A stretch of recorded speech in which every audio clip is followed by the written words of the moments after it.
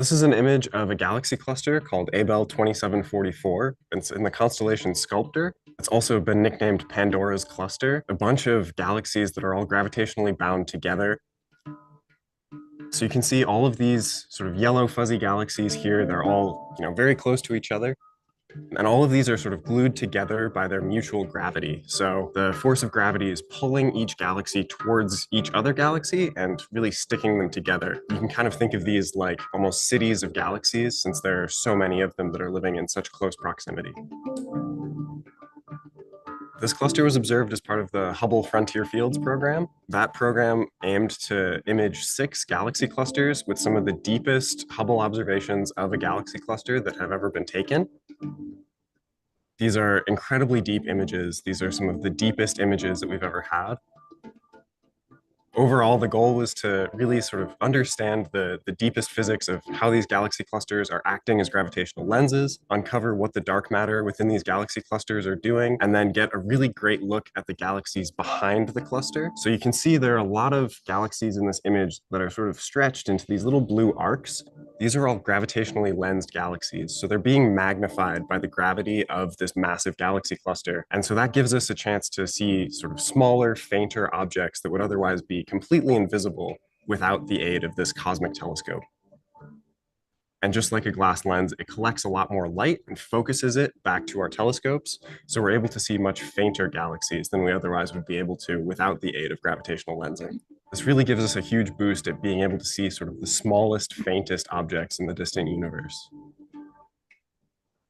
With this particular galaxy cluster, you're able to see galaxies that are as far back as about 12 billion years ago. So we're really pushing back to sort of the early days of the universe. Overall, the age of the universe now is about 13.8 billion years. So 12 billion years is sort of the early stages of when these galaxies would have been forming.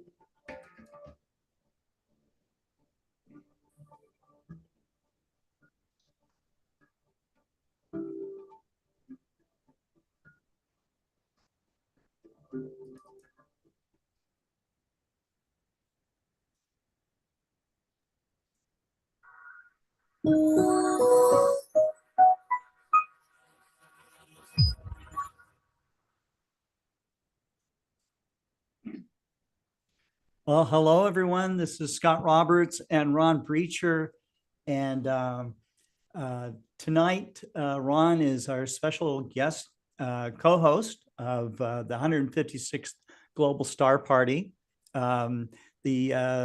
The idea and of the theme, Eyes in the Dark, all come from Ron. And so he was gracious in allowing us to use the title and to use his image in promoting this program. And so I'm going to turn it over to Ron. Thank you so much for doing this, Ron. Thanks, Scott, for having me. I think you're being a bit hard on yourself. It was actually your idea to use the image. You came up with it, not me. And well, I came up with the image and I came up with the idea of Eyes in the Dark, but it was you that thought about sharing it in this medium, and I'm honored. And I actually met you 2 years ago at NEAF and NEAC. It was 2 years ago, 2023. And it was then that you first talked to me about coming on the Global Star Party. Yes. And since then, it's become like a really regular, fun thing for me. And I look forward to your emails every week. We're always honored to have you on, Ron. So thank you very much for doing this. I appreciate it. Take it away from here. Okay, thanks. Yep. Well, I'm going to talk about this image in a little while, but this is the image that we're talking about. It's a region in Cygnus that's about 6,000 light years away. And rather than talk about actually, I guess I'm not sharing my screen with you. Hang on. Let me get back to the Zoom meeting. That's no good, is it?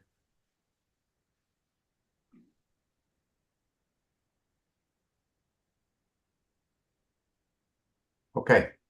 You should see the image now. And this is the region is NGC 6914. And there's some nice blue Vandenberg nebulas in it. And I just thought when I when I took this photo, as you're going to see in a few minutes, it was actually rotated 90 degrees. But I rotated it this way to put it on my phone. And I thought, boy, does that ever look like eyes in the dark? And that's where the name came from. To me, those blue eyes in the dark, they're metaphorically looking out at us, but literally, it was my eyes in the dark and my camera's eyes in the dark that was looking out at them. And so that's kind of where the theme of this star party is focused, is how can astronomers, amateurs and professionals, how can we use the instruments that we have at our disposal, the fantastic equipment that we have these days, to discover new things. And discovery doesn't always have to be meaning the first time somebody sees something. Every time I see something for the first time, whether or not other people have seen it or not, it's a personal discovery for me, and it makes me want to go out and find things out about that object. So I'll talk to you a little bit later on about how this image was made. That's going to be the subject of my talk today, is how I use my equipment to share the beauty of the cosmos with people. But I have the real privilege, to introduce the first speaker, David Levy.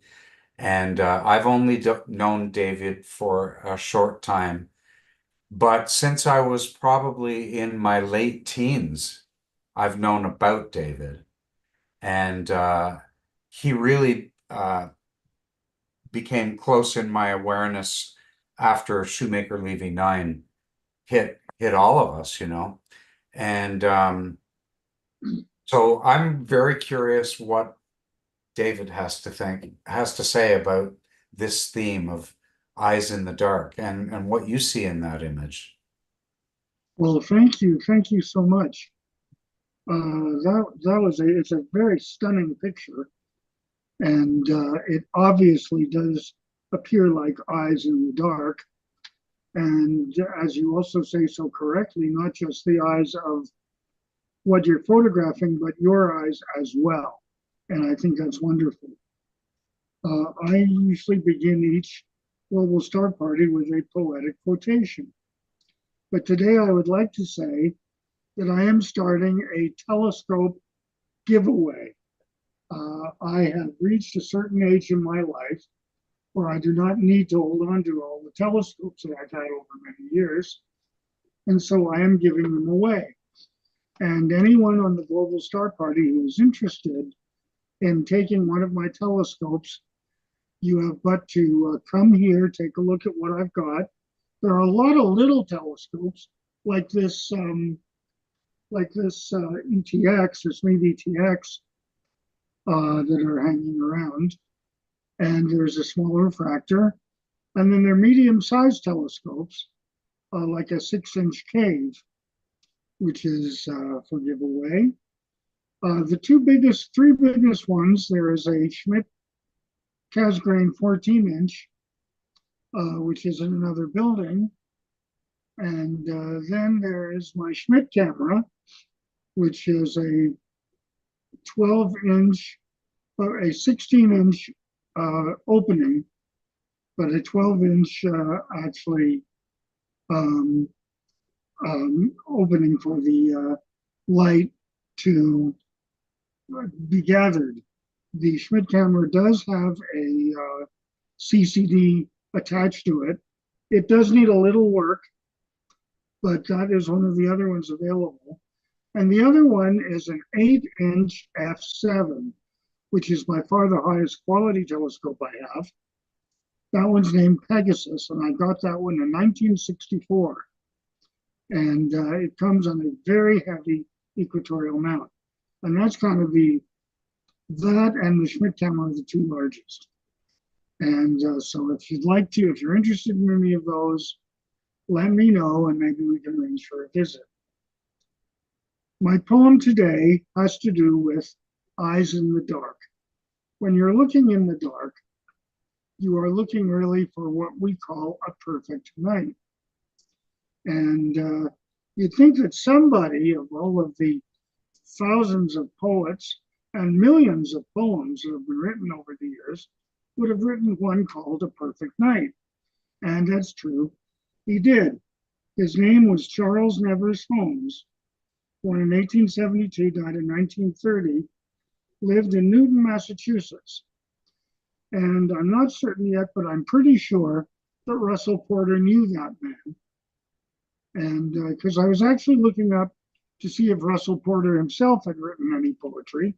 I'm sure he has, but I yet to find one yet. But I found this poem, A Perfect Night, which I'd like to share with you right now. And I think it is as close to being a perfect poem as one I've ever seen. No moon and not a cloud, a perfect night, a coal black sky with gleaming gems aglow, a darkling earth when knolls and dales are white, and wrapped in a raiment of uptrodden snow. Amidst yon firmaments, bespangled span, Capella blazes like a beacon's light, above the glare of red Aldebaran, or the Pleiades that glitter, small and bright. Their Procyon is sparkling all alone. Orion's jewels are a gorgeous sight, and Sirius is reigning on his throne, undimmed as years and cycles take their flight. And where the higher sky gems gleam and glow, there softly shines a golden satellite, or snowbound knolls and dales that sleep below, ere moon has risen on this perfect night. Thank you very much, and back to you, Ron.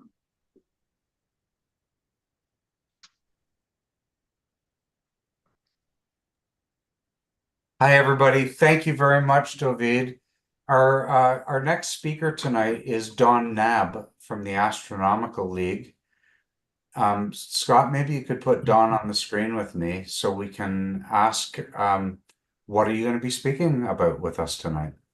Well, I'm going to talk about maybe the largest eye in the sky that might be on the program tonight. I'm going to talk about Green Bank Observatory and specifically, mostly the 100-meter radio telescope, which is the world's largest fully steerable radio telescope.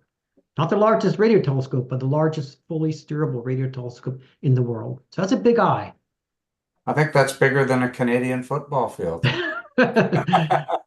Okay, without further ado, over to you, Don. Okay, I'm going to share my screen.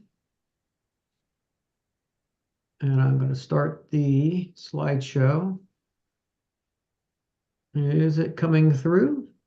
Looks like it is. Yeah, it is. Okay, so I have one introductory slide, but I'm going to talk about Green Bank National Radio Observatory. I had thought about doing this earlier in the summer because my wife and I attended an event called StarQuest, Green Bank StarQuest, which is held every summer at Green Bank during a week when they're doing mostly maintenance, so we don't interfere with the radio telescope. But it's a wonderful event. I'm not going to talk about StarQuest, but I'm going to talk about the place it's being held. Before I do that, I do want to mention that later in September, we go back into Astronomical League Live, which is going to be September 20th, 7 o'clock Eastern Daylight Time. And Scott Harrington will talk about observing it all with binoculars. Scott was one of the speakers at this summer's Astronomical League convention in Kansas City. Gave a great presentation. So encourage everyone to put that one on your calendar to see Scott talk. And also, I'll mention at the bottom, the next year's convention, registrations are now open for a Bryce Canyon. We're calling it AstroCon. It's the Astronomical League convention. So you can go to the Astronomical League website and find how to register. It's going to be a great event. So I have a couple of introductory slides, but mostly this is going to be just a slideshow of Green Bank Observatory. But this is an amazing facility. It was the trailblazers of American radio astronomy. They called it home starting about 60 years ago. And the site is alive and well. It's in the mountain ranges and farmland, West Virginia. When my wife and I go to Green Bank, we drive south from the middle of Pennsylvania. And the last 3 hours or so are winding 2-lane roads. But near the end of the drive, and it's about 8 hours for us, you come around a turn and you see the 100-meter telescope in the distance. And I know we've talked in previous GSPs about the power of awe, and you're just filled with awe. This entire couple days we're there, you're just always in awe of this telescope and this facility. So this is where scientists, try to discover answers to the most amazing, astounding astronomical questions, and this is their main eye in the dark. So their vision is really to discover black holes. And speaking of black holes, Green Bank was the place who discovered Sagittarius A, the black hole at the center of our galaxy, quite a few years ago. But the research is ongoing today in stellar birth, pulsars, Big Bang, universal expansion, origins of life, every aspect of astronomy. This is a nice picture of the 100-meter telescope in the fall. They're here to see the unseen, to harness the power of radio waves and explore astronomy. And they're also there to foster innovation, curiosity, to escape from noise. Now, I'll talk a little bit later about the noise of radio noise. Green Bank is in near the center of the National Radio Quiet Zone. And for about 10 miles around, I mean, the entire zone is about 13,000 square miles, but for 10 miles around Green Bank, there is no cell service. There are no cell towers. You cannot even own a microwave oven near Green Bank unless you put it in a Faraday cage. So they really try to keep the noise, the radio noise, down to a whisper, actually less than a whisper, because we're detecting only whispers. In fact, you can see my shirt is from Green Bank, and their tagline is, "The universe is whispering to us." So they're also there to educate. This is a picture of the Science Center. This is a wonderfully equipped education center. There's a whole display inside of various aspects of radio astronomy. And they really are here to encourage your sense of wonder for the unknown beyond our planet. So we go back to 1958. This is when it started. The United States realized that if we didn't invest in radio astronomy, we were going to be left behind, and the rest of the world would leave us behind in the search for astronomical radio sources. So they started building in 1958, Green Bank Observatory. And actually that water tower is still there. And there's not much else we can see in this photo. A lot of new buildings have been going in since then. Radio astronomy started really in 1931 at Bell Labs. A fellow named Carl Jansky. He had the task of searching for radio sources that could cause static in a transatlantic phone line that he wanted to put in. And he discovered this mysterious background signal that seemed to be coming from the center of the Milky Way. And he didn't know at the time he had accidentally created a new field of science, radio astronomy. So that's his original array you can see from 1931 that he built. And you can see it's on wheels. It did rotate. I think he called it mysterious noise or mysterious static from the center of the Milky Way. And there is now a replica. This is at the front entrance of Green Bank.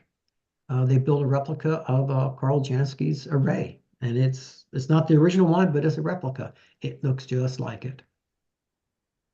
And then the next major event in radio astronomy was 1937. A fellow named Grote Reber. He built this telescope next to his mother's house. Okay, and he was the world's only radio astronomer for about 10 years. Here is pictured with they reconstructed the antenna at Green Bank. This picture was taken in 1960, and in fact, the telescope is still there.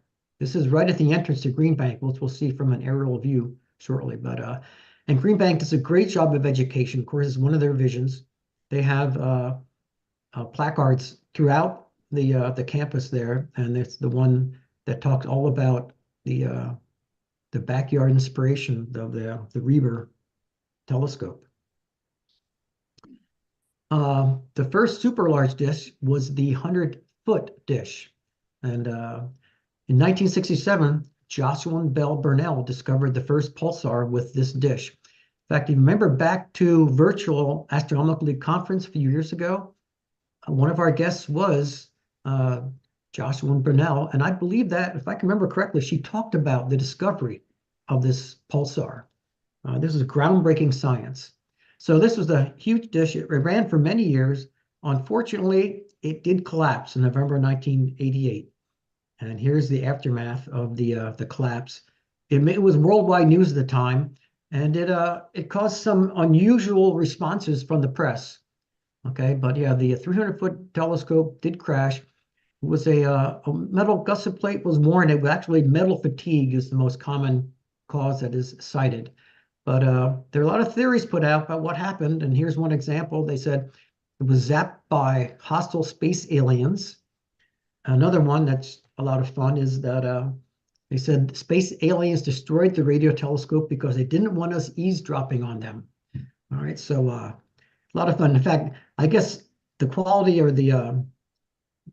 a good indication of what this newspaper, the Weekly World News, was about. Look at the bottom of the page. Crossing your legs during a haircut can wreck your hair. So this was some of the headlines that happened when the 300-foot telescope crashed. And everyone can probably remember the Drake equation. Frank Drake had a long distinguished career. He began at Green Bank Observatory. He discovered the radiation belts of Jupiter, radio sources of the center of the Milky Way, and how can we forget the Drake equation? But in 1960, using a radio telescope at Green Bank, he made the first modern search for radio signals, a project from extraterrestrial sources that was called Project Ozma. So here's Frank in 1999 in front of the radio telescope. So today's Green Bank, when you drive down the road from up north, you enter the campus, and if you look down on the right, you can see my mouse. There is the Jansky array. Over here on the left, that is the Reber telescope. Here's the Science Center. Back here is the building where all the magic happens. That is the Research Center. And I mentioned before, there's that water tank still there. And in the distance is the 100-meter telescope. Now another closer view, you can see the Reber telescope, the Science Center, and of course the mountains in the background with that amazing 100-meter telescope. The Green Bank Science Center, this is where StarQuest holds all their events, all the lectures and all the classes that are held. This is where the magic happens. This is the controls, and all the scientists are in here. And there's dozens of scientists at any one time working at Green Bank Observatory. And you can take tours. There are routine tours year-round. You can get a tour of the entire facility. And then what's this doing here? I always wondered. So I talk to people. Every year I go, I see this blue. This is a checker, an English checker. And why is this there? Well, this is what they used when Green Bank was first built for one reason. This is a diesel car. All they used were diesel automobiles, because if you have a regular automotive engine, it has spark plugs. What does a spark do? Sparks emits radiation. It puts off radio signals. So they were only using diesel engines, cars at Green Bank. And there's one of them still sitting there. Tires are flat now. It doesn't run anymore, but it's kind of fun to look at. In the Science Center, every decade has a nice plaque. So you can walk down the hallway starting in the 30s and walk down and learn everything you need to know about radio astronomy. And then, of course, when Green Bank was built, you learn about Green Bank. It's a wonderful facility. You get lectures before every tour, and you can get lunch. Now, if you notice the Starlight Cafe, they do have a microwave oven, and it is in fact inside a Faraday cage so that the emissions from the microwave oven do not go out and disturb any of the science being done here. There's a wonderful exhibit of science exhibits inside the Science Center. Here's one about the Green Bank 300-foot dish crashing. And if you'd like to know what you look like in infrared light, you can find out there, because that's me in infrared light. Or you can see they have some funhouse mirrors talking about the way light reflects. That is me in my Hobbit form, okay? And you've probably seen a lot of places you can build solar system, a scale model of the solar system. Well, Green Bank has one of the most amazing one I've ever seen. And you can make these on your own with peas and tennis balls and ping pong balls. But Green Bank has one that where 1 foot of the model is 3 billion feet in the real solar system. So it's an amazing, amazing scale model. We start with the sun outside in front of the Science Center. And you can see down at the very end there, you see Mercury, Earth, Mars. And at the very end where those people are walking that van, that's where Jupiter's at. So you can walk the entire thing. Take you a while. So here's the Earth. Every planet has a placard, instructional, educational placard. And then you have to get to Pluto, you have to head out and walk toward the 100-meter telescope. So one thing you have to notice that if you visit Green Bank, take a tour, or if you walk to the 100-meter dish, you can't have any electronics, no digital cameras, no cell phones, take your watch off, no walkie-talkies, nothing, because it would disturb the science that is being done. So you'll notice now the quality of this image is not as good as other ones. That's because I took the next couple photos with a disposable film camera. They sell these at the Science Center so that if you do take a walk out or a tour out to the 100-meter dish, you can take pictures. Then you send it away and you get a disc with your pictures. But this is the only way to take a picture anywhere near the 100-meter dish. So here, my wife and I walked out during StarQuest. So this is the Robert C. Byrd Green Bank Telescope, they call it. Why? Because Senator Byrd was one of the primary reasons why the funding was approved for the telescope. So this is down on the ground. Here's another view. So here's Pluto. If you walked all the way out there, I forget what it was, a mile or something or 2, you can look at the placard for Pluto. This is a shot, this one and the next one are a shot of the track that the telescope rotates on. Again, as I mentioned earlier, this is a fully steerable radio telescope. Some years ago, they had to replace the entire track because it wasn't holding up. When I look at this picture, I can almost smell the smell of grease and oil. It just emanates around the telescope. It's a very characteristic smell when you get anywhere near on the tour. So everything's open grate. So if you're afraid of heights, it's probably not a good idea to take the tour. Of course, like anything, the Green Bank telescope needs to be maintained. So it needs to be painted occasionally. These are painters at work. And this is the view that a painter would have. When I took a tour at the first StarQuest we were at, I think the tour was given by the fellow that was the manager of the entire facility at the time. And he told a story that he one time asked the painters, how the job was going. And the guy told him, I said, well, you get used to it.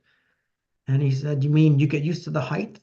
He said, no, you get used to being constantly terrified out of your mind when you're hanging up there doing the painting. So 8 hours of painting and being constantly terrified doesn't sound like fun to me. So here's another view from further up. This must be from a drone. There you can see one of the tour buses down by the entrance. This is also must be a drone shot. Now you can't see all of them, but there are actually 3 radar telescopes lined up. That is the interferometer setup at Green Bank. This was actually the previous to the very large array that is out west, but it proved the concept, and this is where they did interferometer. But that's the view from way up above the scope. In fact, this is a drone shot. That is the prime focus above the 100-meter dish. And when you take tours, you can go all the way up to the prime focus. When I did a tour, we couldn't get that high. The elevator wasn't working, but you can get tours to the very tip top. From the tour that I did, you can be at the level of the actual telescope panels. And tell you, it's deceptive. When you look at it, it's the size, it's larger than a football field. It doesn't look that big until you put someone out in the middle of it like this picture has. It is, again, the power of awe. It is just you're just awestruck being in the presence of this amazing astronomical instrument, this eye in the dark. For comparison in height, here's the Washington Monument and the Statue of Liberty. They superimposed these three things together to show the size of the telescope. It is astounding. So as day draws to a close, there's many picture opportunities at Green Bank. This is my last shot. This is from this summer. That's not the 100-meter, that's another scope, but it's a beautiful facility, and I would encourage anyone to put it on your bucket list to visit Green Bank someday. Okay. Questions from anybody in the Zoom audience here? Oh, that was really interesting. That the perspective of the panels with the people in the distance, that's really something. It's an amazing place, and it truly is. Because during Starcoast, we camp, and it's so nice in the morning to wake up and get out of the camper and look and see the 100-meter telescope in the distance. So just in terms of scale, I haven't been to Green Bank, but I've been to the Lowell Observatory, and they have the planets laid out on the path similar. Do you have any idea how much bigger it is at Green Bank? No, I really don't. No, sorry. Well, Green Bank is definitely a place I want to get to one of these days. Put it on your list. It's worth the drive, and it's quite a drive. It's worth the drive. At Lowell Observatory, the planets begin at the visitor center and they reach Pluto at the Pluto Discovery Telescope, which is pretty close by. So I imagine that the scale at Green Bank would be many times larger, maybe as much as 10 times larger. Yeah, did you say it was a couple of miles to walk out to It's a couple of miles to walk out there all the way. So maybe 100 times larger. Wow. In any event, listening to this wonderful presentation about radio astronomy brought me back to my days with knowing Bart Bok, who was one of the founders of radio astronomy at Harvard. And he got the radio telescope that they had there for a long time. And he knew Grota Reber very well. And I met Grota Reber once. But that was kind of interesting. But the reason that I wanted to say something right now is that it's a very famous quote from Carl Sagan. And that is, if you take all of the radio emissions that have been collected at all of the radio telescopes all around the world since the very first signal was detected, the total energy of all of those signals is less than that of a single snowflake. I just needed to say that. Wow. That's listening for whispers, right? Yeah. The universe is whispering to us. That's their I think it's on my back. That's their theme. Wow. The universe is whispering to us. Well, thank you very much, Don. You're welcome. Our next speaker tonight is David Eicher. David is the editor-in-chief of Astronomy magazine. And David, I just got a copy of Astronomy magazine with a big picture of Andromeda of mine in it. So thank you for, thank you for publishing that. And thank you for letting us publish it too. And I hope you bombard us with many other images in the future, and we'll publish countless numbers. Thank you. How are you enjoying? David just moved to Arizona. I'm in Tucson, so I am in a early morning to late night festival of painting, and thankfully it requires no skill, which matches me, so I can paint with a roller on flat surfaces like walls, and organizing and setting up and building bookshelves. So that's basically a large part of every day here, and I think in a couple of months I'll have my life organized again in Tucson. Excellent. So what are you going to be talking to us about tonight? I wanted to talk about another unusual object that is really good for observers and for astro imagers, aside from the obvious ones that we all love. This is NGC 2685. We're kind of working still in the far northern sky southward, and this is an unusual, for three different reasons, galaxy that's sometimes called the Helix Galaxy. So I thought I would talk about it. And should I take it away? Yeah, go for it. Excellent. So I will share my screen if I can as well. Let me see where I am here. Share screen. Let me share the right screen. And there we go. And let me see if I can start a slideshow. And then we will be in business. Can you see Centaurus? Hey, that's not the galaxy I want to talk about tonight, but that's another great galaxy, of course. But tonight, I want to talk about the Helix Galaxy, as I mentioned, NGC 2685. It's an unusual galaxy for three different reasons. It's a lenticular galaxy, which is somewhat rare. Lenticular simply means lens-shaped. And it's also quite a rare object because it's a so-called polar ring galaxy that has an axis and a main body like normal galaxies, and then at right angles, a polar ring of material around the center of the galaxy. Now, that's believed to be from a quite old interaction with a neighbor galaxy, although the dynamics of polar ring galaxies are still not magnificently well known. The third thing is that it's also a Seyfert galaxy named after our old pal Carl Seyfert in Nashville.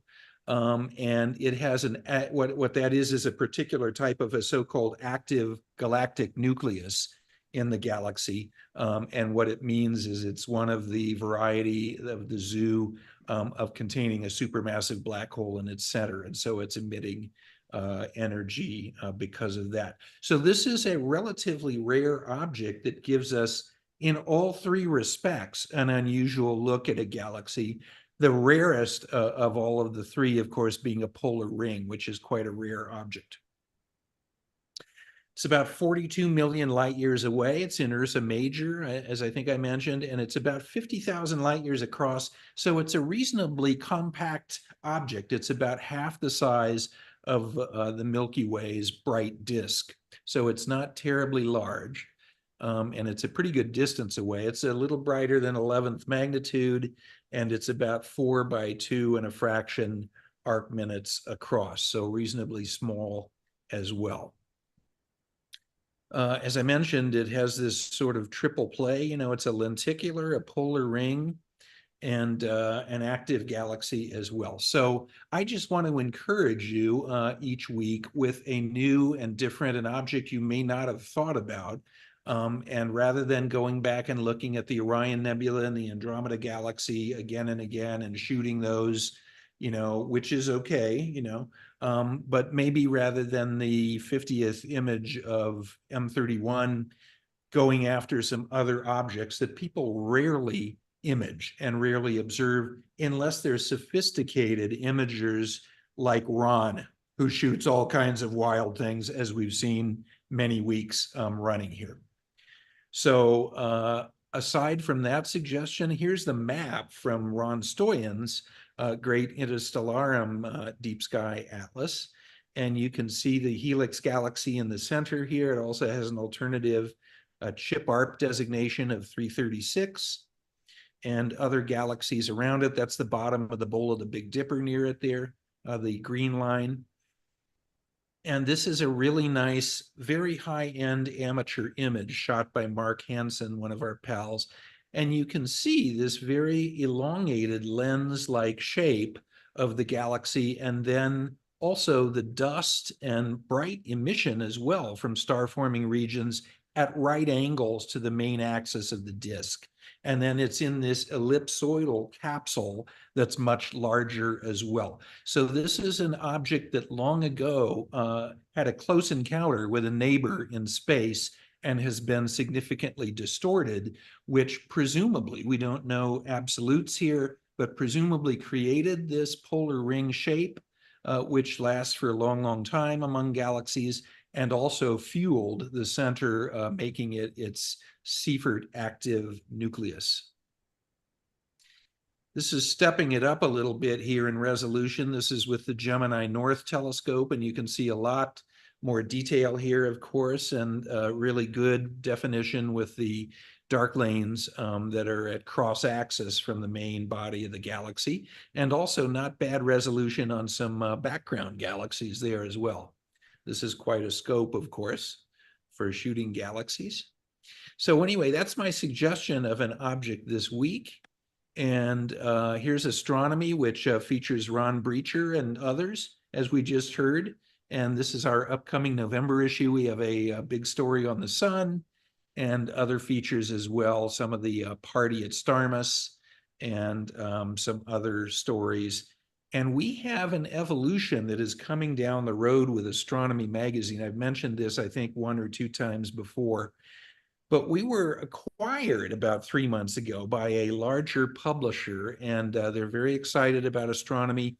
So I think it's going to be a few months yet because we're engineering things, but we're going to be rolling out an interesting set of additions to the format that I think will make you very happy if indeed you are an Astronomy magazine reader.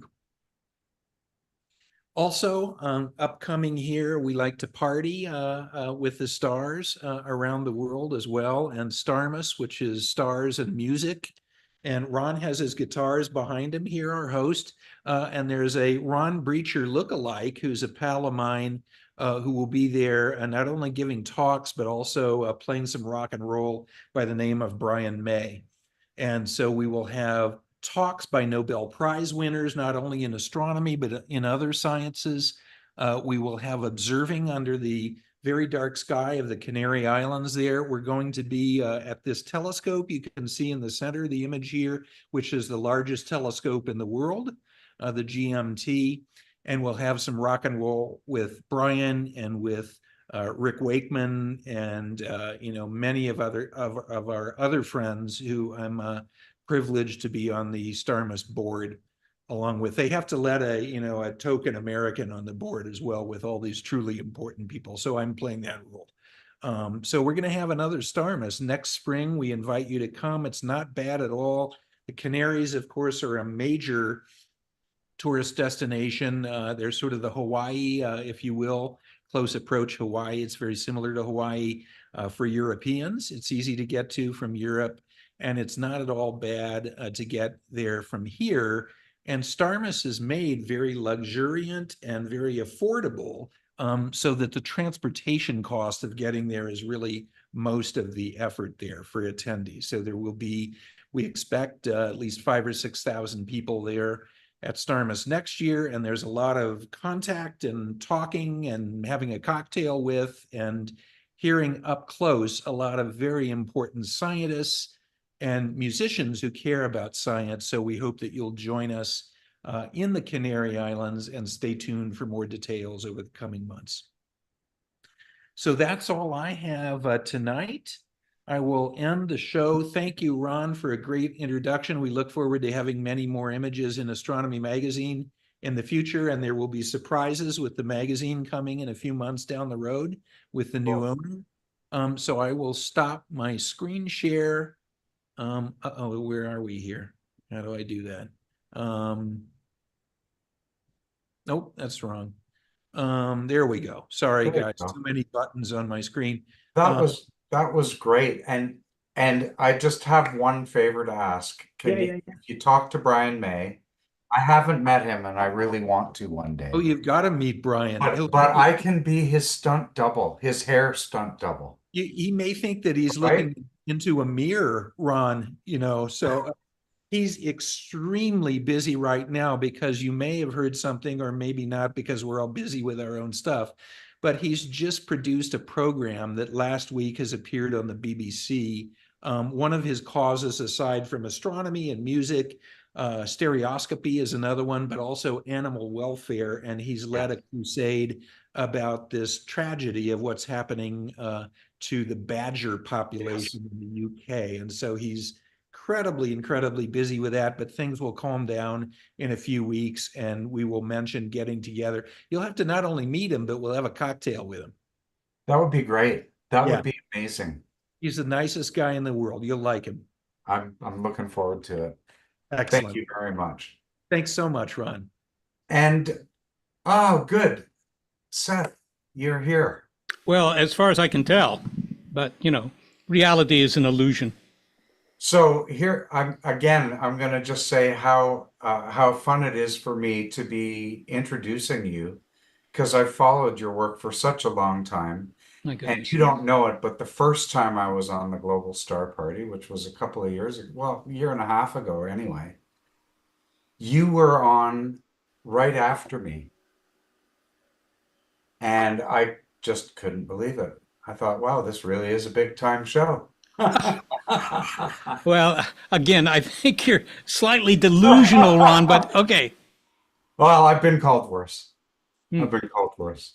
So what are you going to talk to us about today? I think I saw dark matter on the program, but Well, that's what's scheduled, dark matter.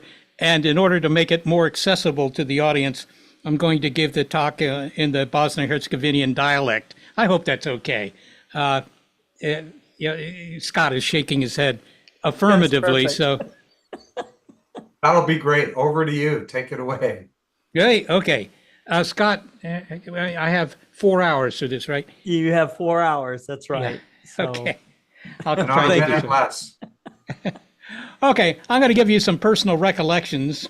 When I say you, I assume that's the audience that's watching this, about my first encounter with dark matter, because in some sense, it was the first encounter with dark matter, although one could argue whether that's correct or not. But in any case, it is somewhat of an interesting story. I told it to my dog, and my dog didn't leave the room. On the other hand, my dog likes to sleep a lot. So here was the deal. I was in grad school. This was back in the days, Galileo was still publishing papers. It was a long time ago. And we were studying, as I said, galaxies. Now, when I say we, I'm referring to my thesis advisor, Dave Rogstad, and myself. And we were able to do this using radio telescopes. Radio telescopes, of course, are not terribly much different from ordinary, mirror and lens telescopes, except they work at much longer wavelengths, and consequently they tend to be big things with, fairly rough surfaces as compared to your 6-inch reflector or something like that. So we were studying these galaxies, and the idea was simply to, sort of map the neutral gas in the galaxies and how fast they were spinning and stuff like that. Just sort of basic astronomy. We had a list of half a dozen of these galaxies, all fairly close by spiral galaxies, late type spirals they were. And so those of you who like to, memorize the new general catalog of galaxies might recognize some of these guys: NGC 2403, NGC 4236, IC10, etc. Okay, so far this sounds stultifying enough, but it developed a certain interest as we began to do the actual data collection. Because once we collected the data and I began to map out, the rotation curves of these galaxies, in other words, how fast were they spinning, and not just how fast were they spinning, but how fast were they spinning as a function of radius. In other words, the inner regions of these galaxies were spinning very quickly. We knew that from optical studies that had been done by people like Vera Rubin and others. But we were measuring, how fast they were spinning also in the outer regions, far away from the luminous disk of these galaxies, and parts of the galaxies that if you just made a photograph, you wouldn't see them at all. It would be dark because there weren't many stars out there. But there was a lot of hydrogen gas, and that's what we were measuring. Okay, so what did we expect? I mean, I remember one of my thesis advisors, and I had 3, actually. I think this was a concern on the part of Caltech that, I needed 3 advisors, otherwise I wasn't going to do anything that would be publishable. I'm not sure. I never asked them that directly, but in any case, one of the 3 said to me, "All right, Seth, what do you expect?" And I wasn't quite sure what he meant by that. I mean, my mom would occasionally ask that, but what did that mean? What do I expect? How do you expect the galaxies will rotate? And what I figured was the conventional point of view at the time, and that was, in the central regions, the galaxies would be spinning fairly quickly.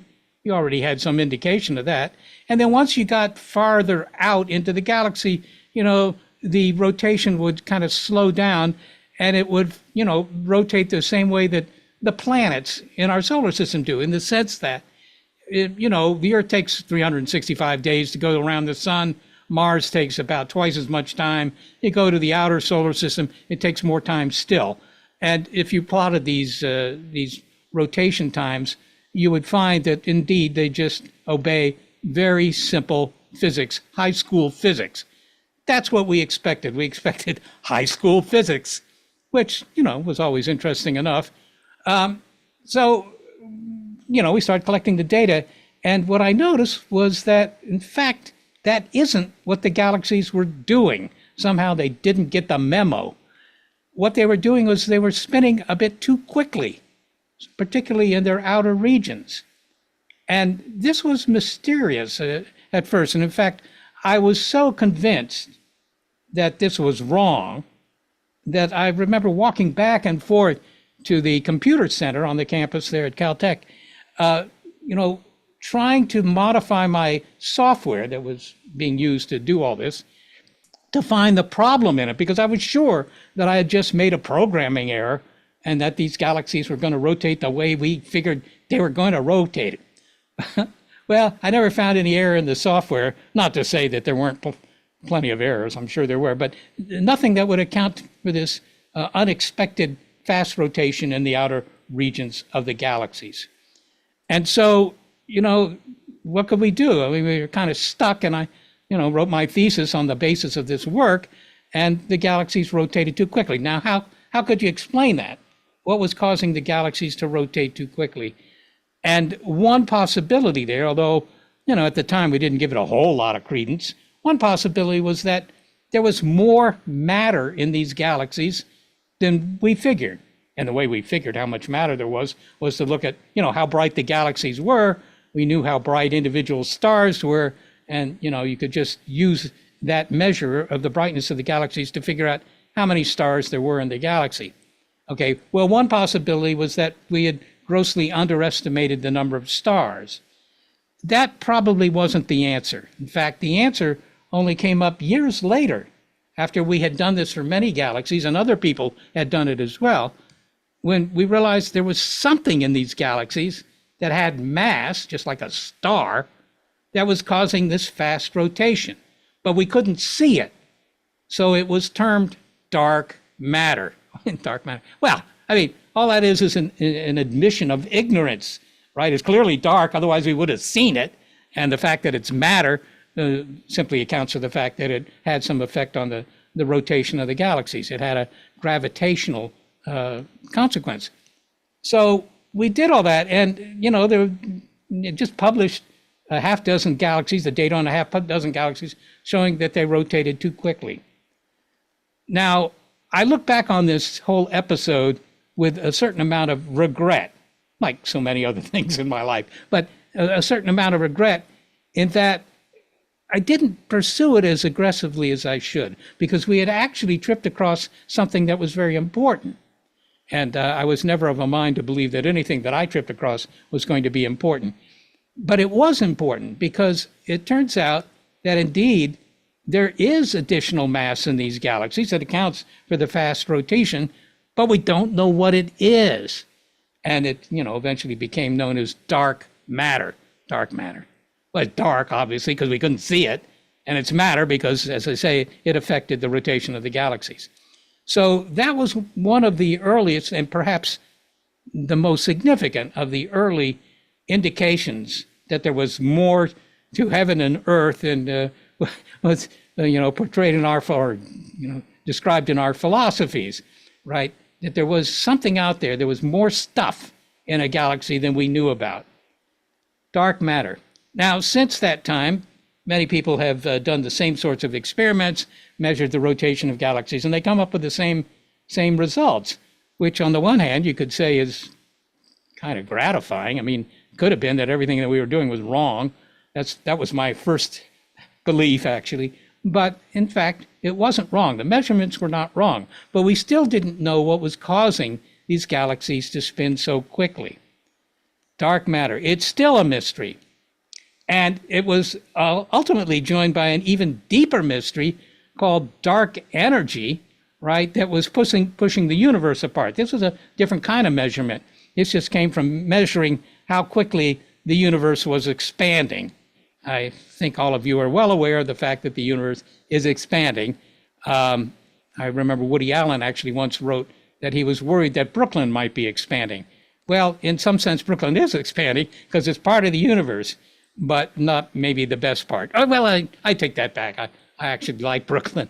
But in any case, dark energy, which was invoked simply because we didn't know what was causing the unexpected expansion, even acceleration. It was more than an expansion. The expansion was speeding up of the universe overall. Those were two very surprising results that came to the fore in the 60s, 70s, and 80s, okay? And it's still a mystery what accounts for these things. Believe it or not, this is an ongoing story. It's one of the more interesting stories, I think, in astronomy, because it's clearly an observed effect, right? Look at my thesis if you dare.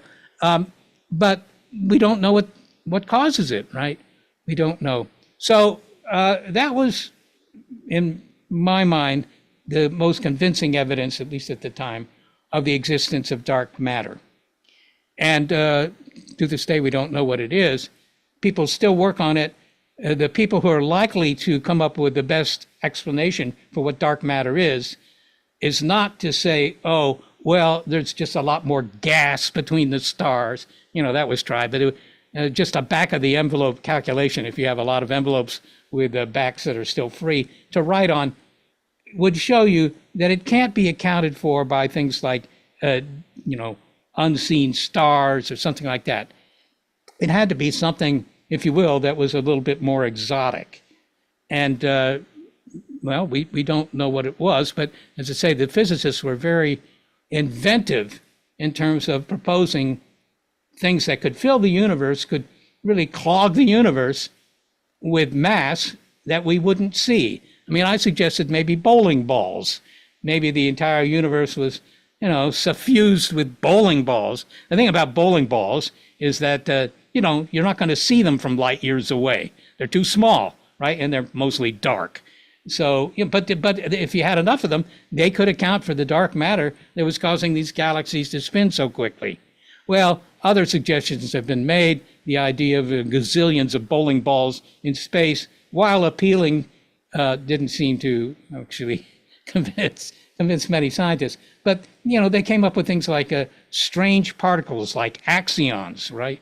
Axions. It sounds like a laundry detergent, but axions were some sort of exotic particle.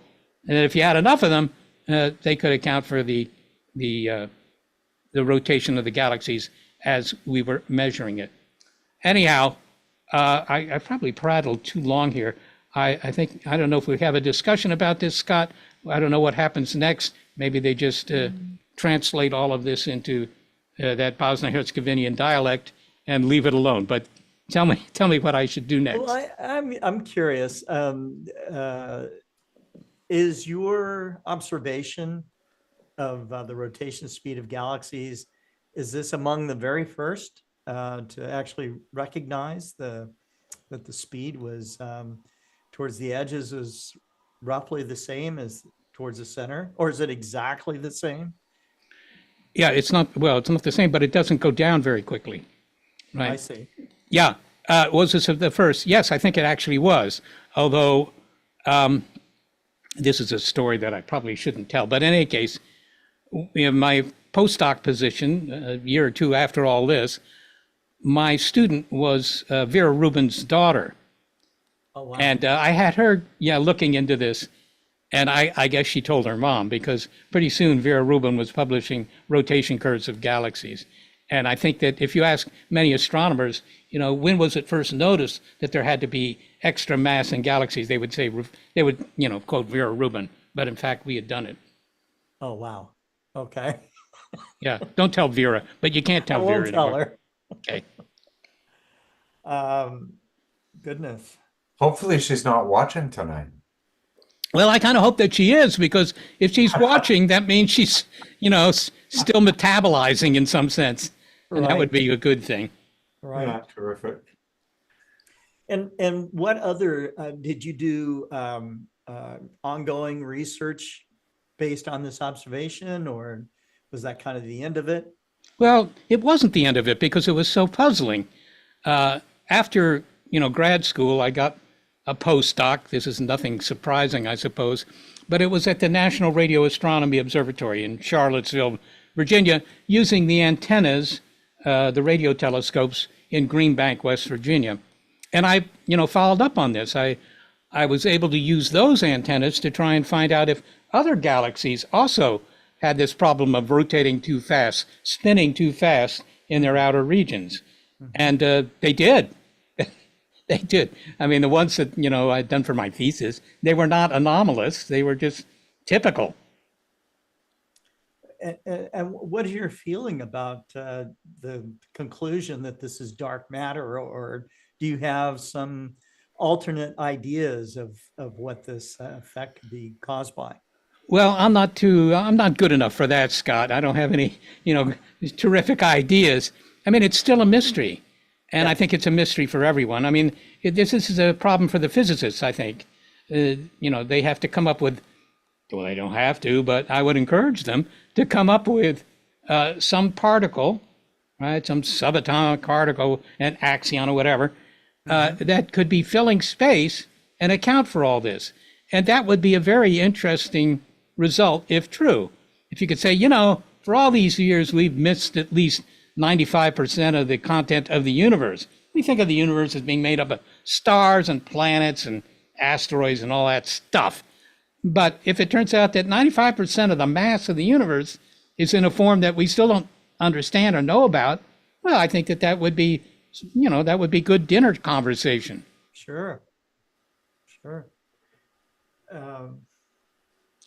Well, goodness, it would be interesting to know that maybe decades from now, they have to revise the discovery of all this to Shostak and your team, because it is to me not only an interesting story, but somewhat of a little bit of a shocker, because we, as we read about dark matter and stuff, and Vera Rubin and the thoughts about how dark matter pervade the universe, and now it's mostly made up of dark matter, and now dark energy is, as you described, with the expansion of the universe. We still don't have anything we can actually put our finger on, and so. I think that a lot of times in science that we tend to want to rely on something that we say is scientific fact. And when in fact, science is like this ongoing battle to understand nature better and better and better. So, yeah, I think I'm sorry, go ahead. I was going to say, during the day, I'm a scientist. At night, I'm an astrophotographer. But during the day, I'm a scientist. And one of the things that really struck me and that I really latch onto in what you were saying is how comfortable you are with not knowing the answer. We don't have to know everything all at once. Part of the fun is in the finding out. And I'd rather just admit what I don't know than make up explanations for which there may not be any evidence. Yeah, Ron, that is important. I mean, I was speaking earlier today with Brian Greene, who writes books on cosmology and physics. Sorry? Read them all. Oh, you've read them all? Yeah. Well, you should write them and tell them that. Although, as one astronomer who writes such books said to me once, Shostak, I don't care how many people read my book. What he cared about was how many people bought his book. I bought them all. I bought them all. I don't know if Brian Greene feels the same way, but in any case, yeah, it is interesting. As I say, it makes for interesting dinner table conversation. But it's also something that 100 years from now, when we have the answers to what all these things imply, we'll look back on this time as sort of a benighted age in the history of science, that, you guys had tripped across something that was fundamental about the universe, and you didn't know what it was, and you didn't even guess what it was. And I suspect that'll be the case. That's been the case many times in astronomy. So I be will. And in many other fields too. As well. Yes. Yes, indeed. Indeed. Wonderful. Well, Seth, you also you do a regular radio program and stuff, and of course you are, perhaps the lead astronomer at SETI. Do you want to talk about SETI a little bit? And yeah, I can talk about. I don't know that I'm the lead astronomer. I wouldn't say that outside of my office here, but it's true that I do work at the SETI Institute, and while there are many research programs at the SETI Institute, obviously the one that everybody knows about and the one that was the motivation to found this place was to try and eavesdrop on signals, radio signals mostly, although we look for flashing lasers as well, coming from other star systems that would prove that, well, we're not the only kids on the block, that there are aliens out there, aliens that are clever enough to build a radio transmitter or a laser. And in fact, having said that, I have difficulty refraining from pointing out that, we are looking, SETI is a search for extraterrestrial intelligence. And when I tell people that, and I occasionally do, they'll say, well, wait a minute, what do you mean by intelligence? Is a squid intelligent? I mean, there's a mysterious message here that I just won the California lottery. Well, that's not so important. Anyhow, what do we mean by intelligence? And the answer to that question is, from the standpoint of SETI scientists, if you can build a radio transmitter, you're intelligent. That's it, okay? Because that way we can find you. And so I normally encourage anybody I speak to ask themselves, or ask their acquaintances, hey, can you build a radio telescope, a radio transmitter? And if the answer is no, I recommend that you don't go to dinner with them anymore, because after all, they're obviously they're not intelligent. But this is kind of a narrow definition of intelligence. I think it's worth pointing out something that everybody watching this knows. The universe has been around for 3 times as much time as our solar system has been around. So most of the locales in the universe that might have biology or intelligence, even non-biological intelligence, most of those are much older societies than ours, right? When I say much older, what do I mean? Well, they've had billions of extra years, right? Maybe 10 billion years in some cases. That's a long time. And so, when you watch Star Trek, if you do, or, go to the movies and see some other story which involves aliens, notice that the aliens, I mean, they may be ugly or whatever, but on the other hand, a lot of my neighbors are not so attractive. To begin with, they're interested in us, usually only for destroying us or maybe breeding with us. Those are the interests the aliens seem to have, neither one of which would be either comfortable or attractive. But, the point to keep in mind, I'm trying to make a point here, but, I keep getting lost, is that the universe is very old. Yes. And the Earth is not so old. The consequence, most of the intelligence in the cosmos is going to be far in advance of what we have. And I don't know how you want to look at that, but, that might lead to some very interesting scenarios.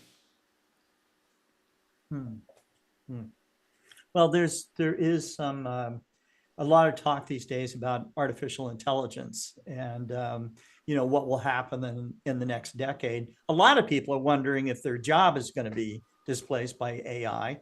But as AI goes along, and if it does actually reach a state of what we might call consciousness, I have heard that we will never know when it hits that point because of the speed of which it could calculate things and think about things, and we would not even begin to understand them. So if we have aliens out there that are so much more advanced, would we even know that they were there, or could we even understand what they were all about?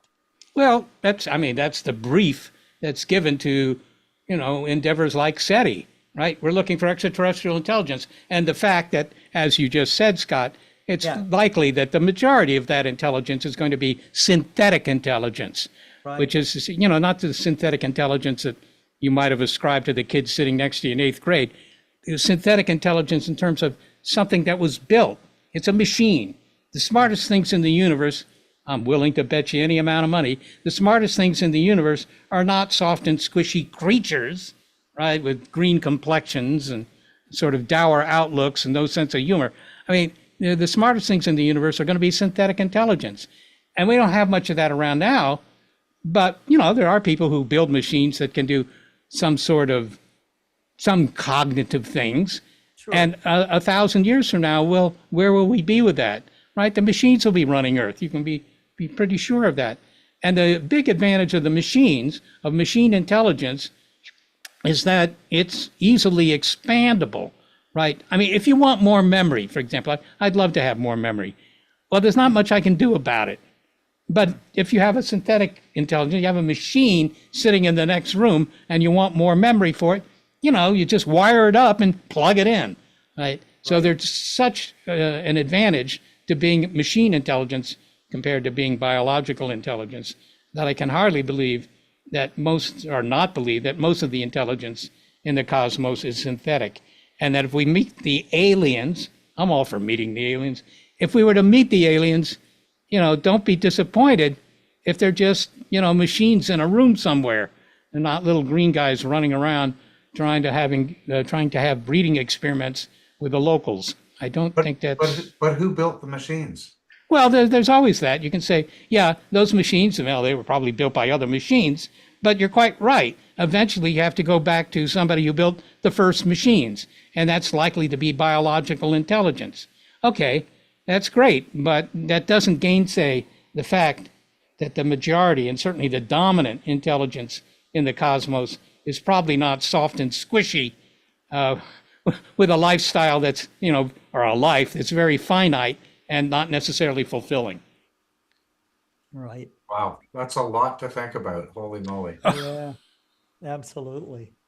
Yeah, I tend to think it will be artificially intelligent, and I think that it may be very small.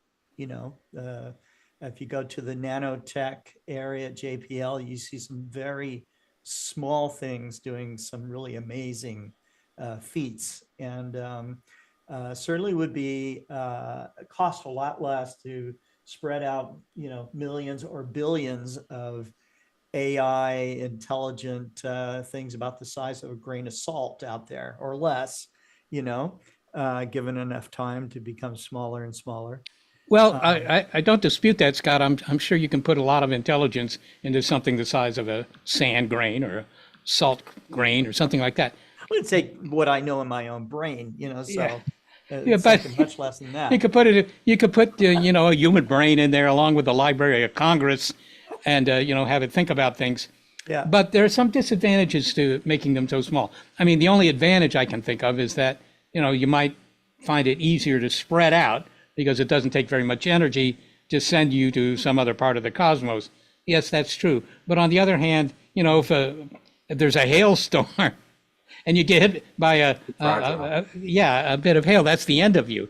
Whereas if you're a little bit bigger, you might have a greater chance to survive some of these very common natural phenomena. Oh, yeah. So I aliens that are the size of sand grains might be something for the Twilight Zone, but it seems to me that there's an advantage in being a little bit bigger. And I'm working on that. You're working on it right now. That's great. And so the program that you do each week, you want to talk about that just a bit before we go on to the next speaker? Sure. Yeah. Once a week, we make a 1-hour radio show called Big Picture Science. And it's carried by, I don't even know, it's like 130, 140 radio stations. But I suspect that the majority of people who listen to Big Picture Science do so via the internet, because then you can listen at any time. And we take on various subjects. It's not all about aliens or anything like that, even though, the origin of the show was really the SETI Institute here. We talk about, artificial intelligence. We talk about new discoveries in science.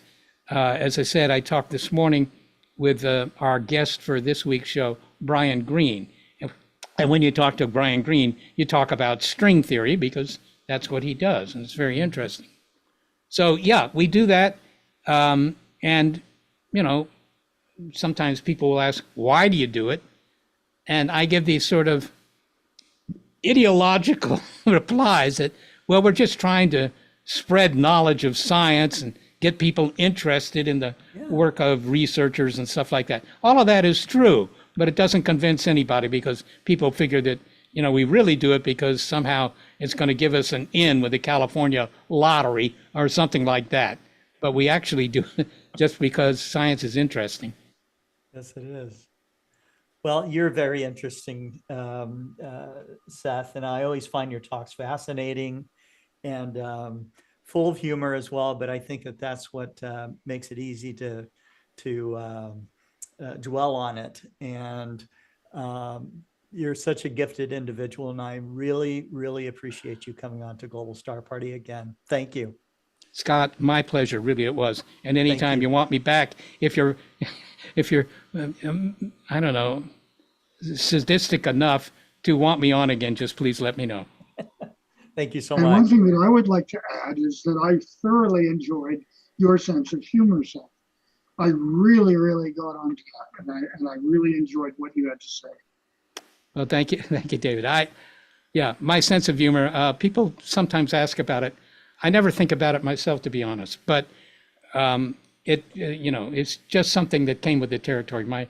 My father and my mother both had very good senses of humor, and I suspect that's where it came from. Nothing that I did. Wonderful. Okay. Well, thank you so much. All right.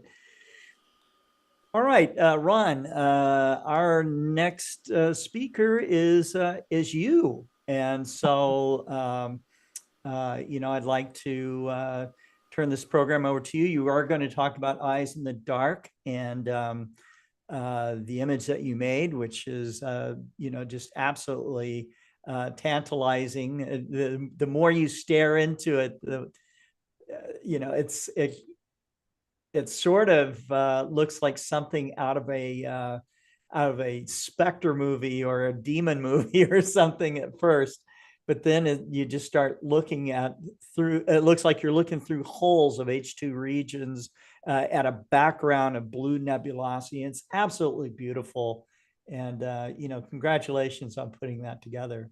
But I guess you're going to tell us all about that. It has a really three-dimensional quality to it. Anyway, I don't usually, you know, usually I show people the pictures. I don't show people how I make the pictures. But I thought today it would be fun to do that. So let me share my screen with you. And I'm gonna start with a slideshow. So this is a picture, Eyes in the Dark, and I just shot it very recently, August 1st to 15th. And you know, before I go any further, I really just want to reiterate, Scott, thank you. I'm really honored, that you got stuck in this image like I did. I think it's got a real mesmerizing, pulls you in sort of quality. But for asking to use it as basically the basis for the theme of the Star Party, quite an honor for me. Thank you. So, you know, I always like to talk about your themes. That's where I kind of I riff off that. And so I'm going to just share that with the audience tonight. And then I'm going to show you the equipment I used, talk about how I gathered the light for this picture, show you very quickly some processing, and then tell you how I share my photos and where you can find them yourself. So the theme is Eyes in the Dark. And Scott wrote that it's capturing the essence of how astronomers use telescopes and cameras as tools to explore the night sky. So here's the telescope that I'm using to explore the night sky. This is the rig that I imaged Eyes in the Dark with. And so the telescope is a 14-inch Celestron Edge HD telescope, and it's got a hard dew shield on it. And you can't see it, but inside the dew shield, there's a ring just underneath the corrector plate that applies a little bit of heat and keeps the dew off. It gets really, really wet here, particularly these fall nights. When I get up in the morning, there's a puddle underneath the dew shield where it's been parked for a few hours. I'm using a Prima Luce saddle focuser and rotator, and so I can automatically adjust the focus as the temperature changes. And the whole thing is being controlled by this little red box up top of the telescope is an Eagle 4 Windows computer that I just log into from my phone or my iPad. The camera is a monochrome camera. That's just a fancy way of saying black and white. And I use filters. There's 7 of them.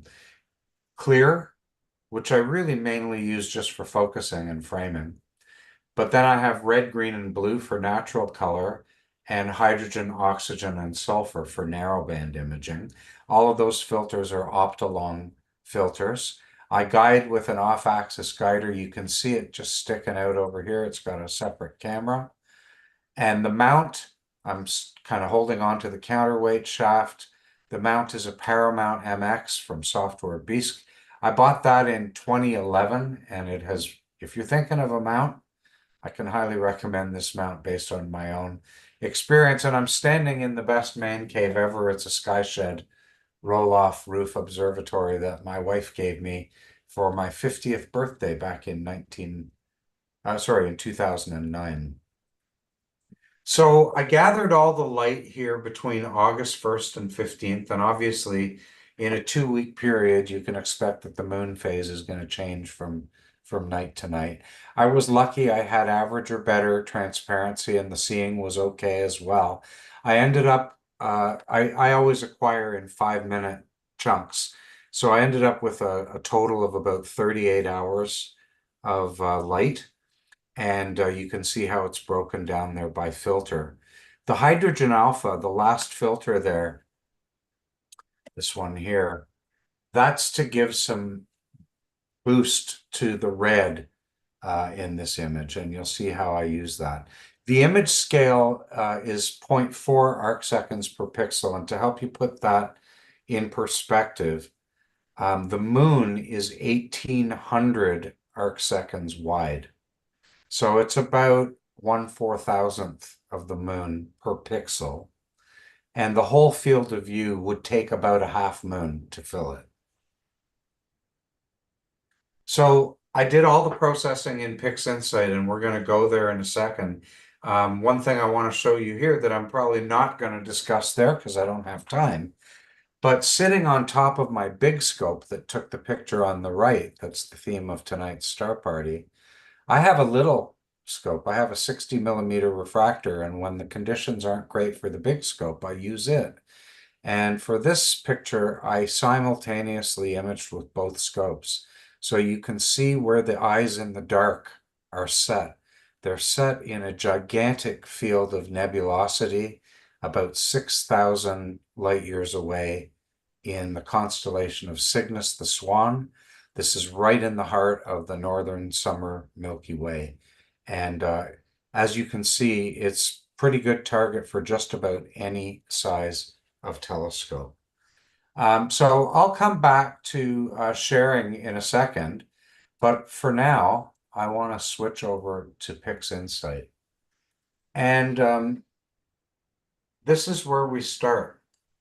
This is a color image. What I did is I combined the red, the green, and the blue data all into a single color master. And this is what it looks like coming out of the camera.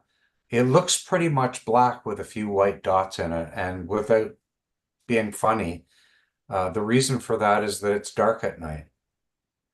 Most pixels in my images are very, very dark. They're almost black, but they're not quite black. And it is possible with the right tool to make the data in here become visible. So I can show you that there's stuff in there. It was just hidden because almost all the pixels are black. So what I have to do is called stretching the image to make some of those pixels brighter so that we can see the signal in between the stars. So this is a combination of the red, the green, and the blue right here. And nothing's been done to this image. So I did quite a lot to this image to make this picture. So let's start and have a look at what I did to this image step by step. So the first thing you're going to notice is there's kind of a gradient. The corners are a little bit dark and it's not really smooth. So the first thing I did is I cleaned up that gradient, made everything kind of equally bright. And then I corrected the colors. I have to just put another stretch. Now you can see the colors look a lot nicer. Still have a little bit of green here I might want to deal with. At this point, I just changed the name. So right now it's called Image 7, which doesn't really help me remember 5 years from now what this was. So I just changed the name to RGB. Now I know it's a red, green, blue tricolor image. And then I started using some fantastic artificial intelligence-based tools to bring out detail and clean up the stars. So I'm going to zoom in so you can see how dramatic this is. Before, after. You can really overdo it with these tools, but I don't think this has overdone it at all. And then because I like to process my stars separately, I used another artificial intelligence-based tool to find and remove all the stars. They're saved over here in a separate image, and I can put them back later. Meanwhile, I get to clean up this image without stars in it. Stars are really easy to damage in processing, so it's really helpful to take the stars out. And the first thing I'd like to do here is take out this noise. You see this fine-grained noise. So that's what I did next. I used a tool called Noise Exterminator to blast that noise. Before, after.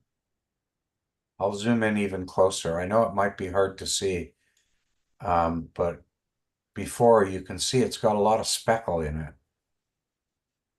After, that's all gone. And at this point,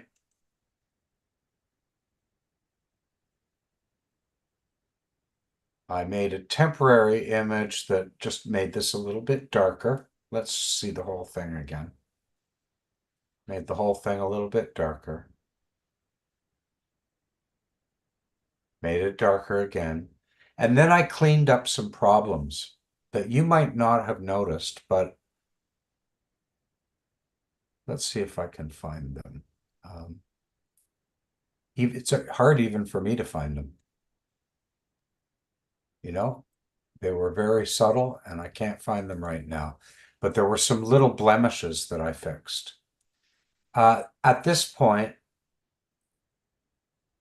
I darkened it down a little bit more. And then I stretched it for real. So all of this so far, the stretching has been temporary. I can turn it off. I haven't really changed the data yet. But now I'm going to change it for real and for permanent. Oopsie. Boom. So now I'm going to go forward with this image.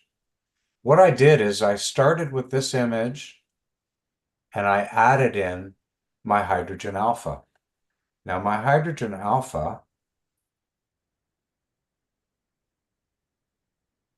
again, started out as a linear image, almost completely black, but there's the hydrogen in it. Notice how the blue features are missing. That's because this is really just letting through a narrow band of red light. So again, I cleaned this picture up. I got out some extra detail, took out the stars, took out the noise to make it nice and smooth, made a permanent stretch. So there's my permanent image.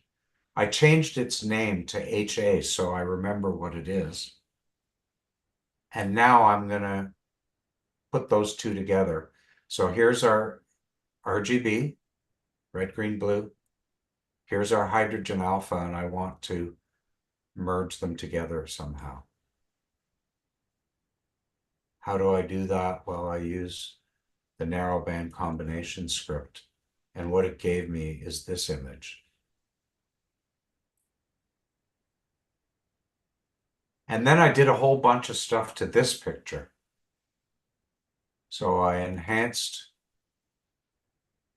the brightness a little bit, just dulled it down a little. Then I boosted the color in here. Did you see that little blemish disappear? So if you look right up here, there's a star just outside the field whose light is coming in. Just that little, that gone. Took out more noise. Like a noise. diffraction spike, or is it like a spill of? No, that was just a bright star causing a reflection off something outside my field. And then here's where I did a secondary stretch to make it boost a little bit in the center. Now we're going for details in here. So fine detail first. Did you see that change? Before, Oh yeah, look at that. Now we're going to add a little coarse detail. So no detail, fine detail, coarse detail. It just keeps getting better. And now a little bit of sharpening at the edges. Now some more color changes. I have to zoom back out so you can see the whole thing. So that was just a little color change. So here I thought it looked a little too orange in these lower red regions. I just made it a little more like bubblegum, which is really the color of H alpha. And a little bit more blue, more of the eyes. And a little more. And darken down the darks to boost the contrast. So before, after, a little more contrast. Put the stars back. Cool. I worked on the stars separately and made them really nice and colorful. But now they can go back in. And this is where I thought, I don't really like this rotation. Let's make it eyes in the dark. Mm-hmm. And I rotated it. And then I just enhanced the dark regions a little bit. And I changed the colors a little bit. Did you see that brighten up? Kind of dull there. Yeah. And now we brighten it up a little bit. And finally, the last step in the process, ICC profile transformation, is what allows me to share my images with you. Because when I save this as a JPEG, it's going to embed in the file information about how I want your computer to display my picture. And that's going to help you see it with the colors that I intend for you to see. So let's go back to sharing, because really that's maybe the most important part of all of this. So I told you how I processed. Where I do a lot of my sharing is on my website. And if you haven't been there, please check it out. I don't think there's anything on that website that you have to pay for. The pictures are all free to download in high quality. And with every post that I make, let me see if I've got it open. Yeah, I do. With every post that I make, I'll give you full resolution photos, sometimes more than one palette. I'll give you information about the object and what I was thinking about when I shot it. But for those of you who want to learn how to make these pictures, I give you the whole workflow. Every process and script that I used, most of the settings that I used. And I'm available for one-on-one lessons or for workshops. So do check out the website if you want to see more. The other way I share, the other way that I share is let's get back to the slides. Is that I have people come out to my house for cycling tours. So there's a nearby company called Changing Gears Adventures, and they organize cycling tours, and my observatory is one of the stops on their tour. And they come and we make them hot chocolate and show them the moon and the planets and a few bright objects and send them on their way. And I love to go to star parties and talk and so on. So that's the eyes in the dark, looking back at us, but also we're looking out at them. And if you're able to take pictures like this, share them. The universe is amazing. I just love it. I've got it on the top of my website here. The sky is just full of amazing, beautiful things. And I'm going to just stop there. And thank you again for inviting me to co-host with you, Scott. Thank you very much. Thank you. It was wonderful to have you. And, I look forward to seeing more of your images. I'm honored that I'm on your mailing list, to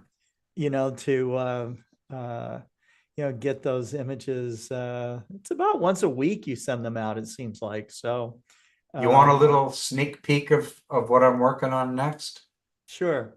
I've got 3 on the go right now. Okay. And I'll just show you preliminary JPEGs. I keep them in a temporary folder for just these sorts of occasions. So the Cocoon Nebula. Oh, wow. I'm shooting that. So this is 14 hours and 5 minutes. I want to get it up to 30 hours or so. And while I was shooting it with the big scope, I was shooting it with the little scope. Same object, different telescope. Now, do you ever embed a higher resolution image into the wide field, much like I saw Russ Gendler do? I do.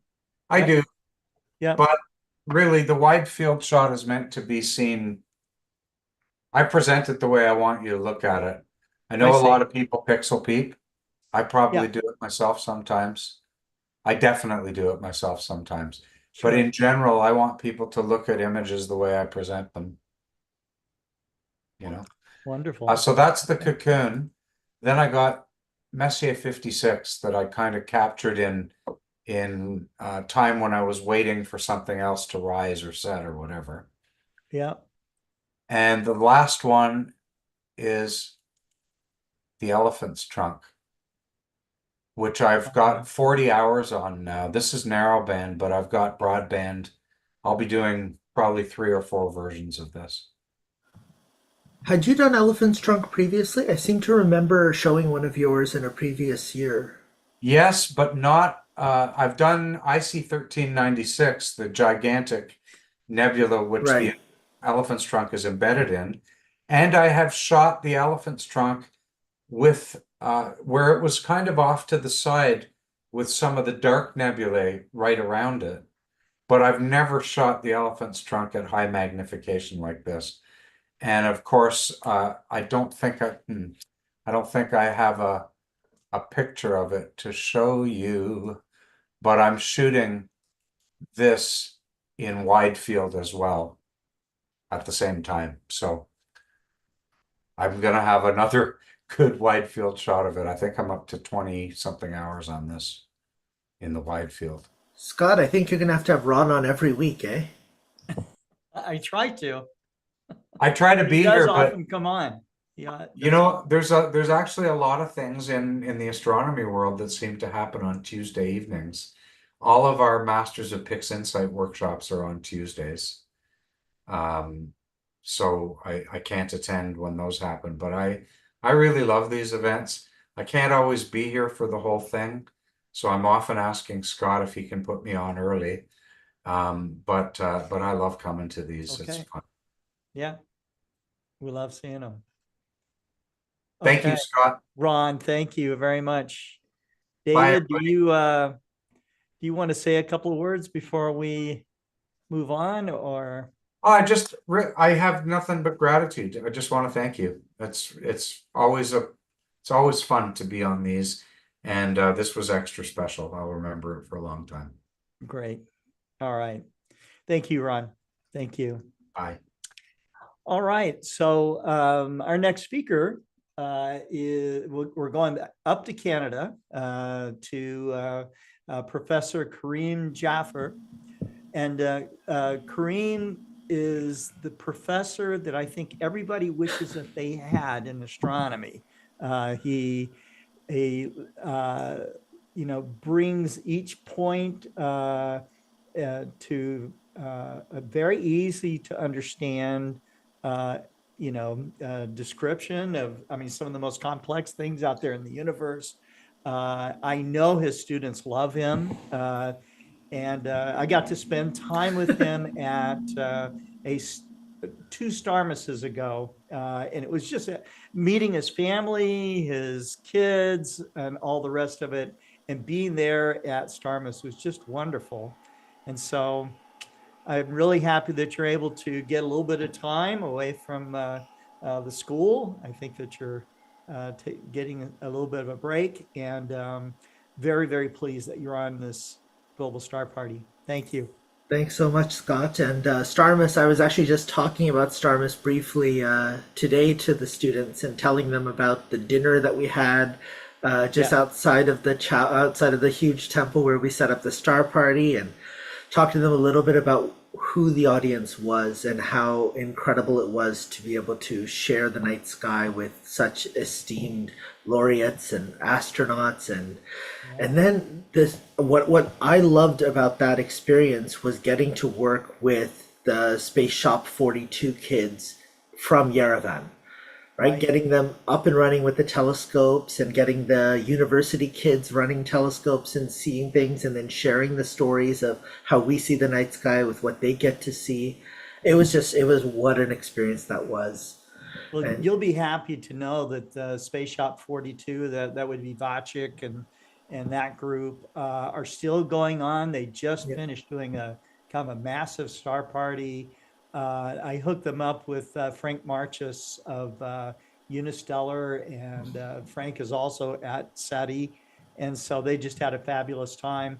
And so that buzz of that was started at Starmus is still going on, and I can't tell you how gratifying that is to me, and I'm sure it is to you. When you do outreach and you see that it develops a life of its own and it keeps going, that. To be able to have the ability to have a little push in that is so cool. So definitely, all of you guys that do outreach know about this. So, and I've been following them on Facebook and just seeing the crowds that they gather. Yeah, whether they're in the city or whether they're doing the outside rural outings, it's lovely to see that the energy has stayed. Yes, that's right. And so I wanted to thank you, Scott, and thank Ron for hosting today's Star Party. Ron actually teaches at my old alma mater, University of Guelph, and so I've had a chance to meet him in the past, and I share some of his AstroDoc materials with my students at times. And so when I see his photos coming out, and I see him coming into Astronomy magazine, and I even see some of his PixInsight workshops advertised, I wish I had more time to spend on astrophotography, because I'd love to be able to get to this level. What I wanted to share today, it's the start of the school year for a lot of us. For us, actually, here at John Abbott, we're already 2 weeks in, which is kind of nuts because we just hit September. But I wanted to share a little bit about those first moments you get with the students, starting them on their astronomical journey, and how we can open their eyes to the dark, to the wonders of space science, and to the wonders of astronomy, and the wonders also not just of the academic pursuit of astronomy, but understanding what the hobby side of astronomy is, which is where most of us find we get the most impact of space in our lives, is from the hobby side. I enjoy sharing with them a little bit of what the global star parties are all about, what our Space Oddities Live is all about. And I unfortunately, the last almost 2 years has been difficult for me to fit in as much outreach as I wanted to. But it's been great to still be part of these different outreach initiatives. Explore Alliance brings so many of us together in a way that allows us to benefit from each other's experiences. I was actually typing with Maxie and mentioning that I was watching a lot of GSPs from afar, middle of the night or the next day in between classes. I would watch a half hour, an hour of a GSP. I'd watch a couple of sessions and a couple of walkthroughs of the images Adrian takes, or Maxie or Cesar sharing some of his telescope views from the Southern Hemisphere. And we tend to be able to benefit from each other's journeys, but also each other's time and energy that they have to share. And that's what makes the GSP such a wonderful platform. Now, here at the Montreal Centre, we always start with a land and sky acknowledgement, and we acknowledge not only are we on unceded Indigenous lands, but we share the night sky with both the First Nations, the Indigenous, the Métis, and cultures from across the world. And we are just now starting the harvest moon, as the settlers called it, our full moon that will be closest to the autumnal equinox. And we tend to call it the harvest moon because close to the full moon, close to the equinox, moonrise stops being 40 to 50 minutes apart, but for those couple of days, it'll be about 20 minutes apart, which gives the farmers more time to commit their fall harvest to get them ready for the winter. In the First Nations, they tend to associate it more with what they see happening in nature around them. And it's called the mating moon because the moose, for example, go through the ritual of rutting their antlers to try to attract mates. And so when we look at some of these star stories and some of the ways in which the night sky is observed from across different cultures, it's really interesting to watch as the progression of those legends and those stories and those observations change throughout the year. The moon that we are at right now is a really special one for a couple of reasons. First off, it is the full moon that will be closest to the autumnal equinox.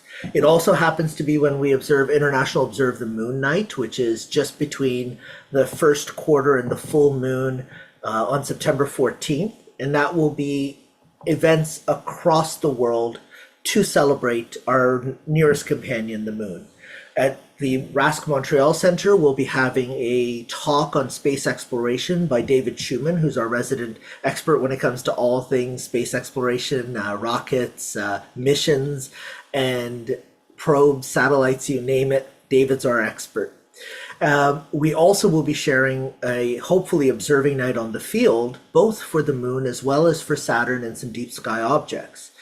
We hope to do that, but of course, weather is always an issue. And Ron was mentioning earlier that there is a little bit of smoke in the air for us still here with wildfires happening still in the western part of Canada. But if we actually end up with cloudy weather, we're actually going to be doing a moon sketching workshop. And I've led through one of those before for one of the global star parties, and I might even do that again in the near future because I love the sketching side of observing the moon.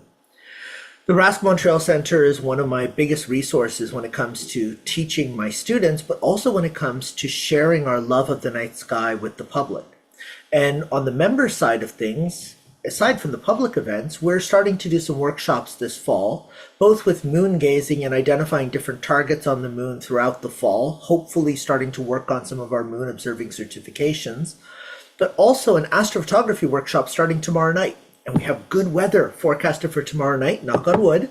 So I'm hoping to finally get a night under the stars with my students. Now, when the semester started, we were just going through the occultation of Saturn by the moon. We had the early morning conjunction of Jupiter and Mars. We had the Perseus meteor shower starting to wane, and we had the occasional aurora with the sun being so active. So that's where I started my students' journey, was sharing with them some of the phenomena that we can see that separate what's happening right now in the night sky with what happens long term. And one of the neat things about that is to show what we expect to see, like this series of images that we could get out of something like Stellarium, versus what we actually can see. And since the moon occultation of Saturn is not something that we were able to see from here in North America, my colleagues in Space Oddities, Roger Hyman in the UK, was able to catch this beautiful picture of Saturn coming away from the moon. And another RASC member, later on when the sun finally set here in North America for us, was able to catch this picture of Saturn a little bit further distance away. Adrian had shared this picture a week before my classes started of both the aurora and a Perseids meteor captured in his night sky in Michigan. And so I used these images to start to get the students to understand why they benefit from looking up, why they benefit from keeping an eye on what's happening in the night sky. And contrary to a lot of other astronomy courses where there's a specific set curriculum that you have to kind of go through, I try to let my class be as organic as possible so that when there's something interesting happening in the night sky, we can pull it in. Because the one thing that I recognize, because I'm teaching at the college level, these are not necessarily students who will go on to major in astronomy or astrophysics or in space sciences in any of the other fields associated with it. Some of them will go in that direction.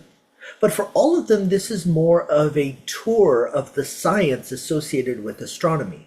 And as such, the more current, relevant, impactful astronomy that we can tie in, the more impactful space science that's happening today that they would read about if they're, cursing through Reddit or watching, on Facebook a few videos on YouTube, going on Instagram. The things that they hear about, they should be able to connect to and start to understand by the end of this course. So I spend a fair amount of the first week sharing with them what's happening now in astronomy. So we can talk about the sun, talk about the solar activity, and talk about aurora, and start to connect those phenomena. And then at the same time, we can start to introduce them to the idea of modeling and of taking data over hundreds of years and using that data to try to model out what you expect to see in terms of solar activity. And right now, we're not on the curve of expectations. We are off of the curve of expectations, and we have been now for about the past 2 years, which is why, we've had some incredible opportunities to observe aurora here in North America, in Europe, in Northern Asia over the past little while, and even down south when you talk about Australia seeing some incredible aurora. And this is not something that we would normally expect to see to the amount and to the range that we've been expecting to see it. In Montreal, we've not been able to see all the aurora that would have been visible at our latitude because of unfortunately cloudy skies, but we want to try to have the students understand that when there's an auroral forecast, they want to look up, they want to go out, and they want to try. We talk about astronomy missions, and the JUICE mission is on its way to the Jupiter icy moons, and the Europa Clipper will be launching later this term. So we've got our Jack Astro as part of the beautiful Message in a Bottle initiative that NASA put together, and we are going to be on the launch of Europa. And it's interesting to read the news and see the scientific studies of Europa, of the icy moons, and starting to understand that even with the mission having been designed and in its final stages before launch, our expectations of the mission are constantly being adjusted as we learn and we know more. Private missions to space, with everything happening with Boeing Starliner and even the interesting little sound feedback that we had this past Saturday, it's important to recognize that it is really exploration. There is this element of the unknown in terms of whether or not things will work. So we've been keeping our eye on the whole saga of the Starliner and the 2 astronauts that are currently at the ISS and will turn an 8-day mission into an 8-month mission. But we're also excitedly waiting Polaris Dawn's launch and seeing the first private spacewalk and seeing the data that they collect moving through the magnetic field and going near the poles of the Earth for the first time. We can use our Earth observation satellites to track that wildfire smoke that Ron and I were talking about earlier. And then with Saturn's opposition coming up, it's a great chance to talk to the students about perspective and about the changing angles at which we see the planets and how the planets themselves move through our night sky. And right now, the rings are almost dead on. It's 8 months from now that the rings will be exactly dead on, and we'll lose them for a short amount of time. Unfortunately, Saturn will be incredibly close to the sun when that happens, so we're not really going to get a chance to see those rings disappear this time around. We're going to have to wait another 13 years for that phenomena to be seen again. And once you have them started to be interested in what's happening in astronomy now, the best way to get them to start looking up and orienting themselves is with our most dominant neighbor, the moon. And it would be great to be able to see all the different parts of the moon, see the far side and the near side, but while the Lunar Reconnaissance Orbiter can see all of that, we can't from here on Earth. So that gives us a talking point to start talking about orbits and forces and the interaction at play between the Earth and the moon.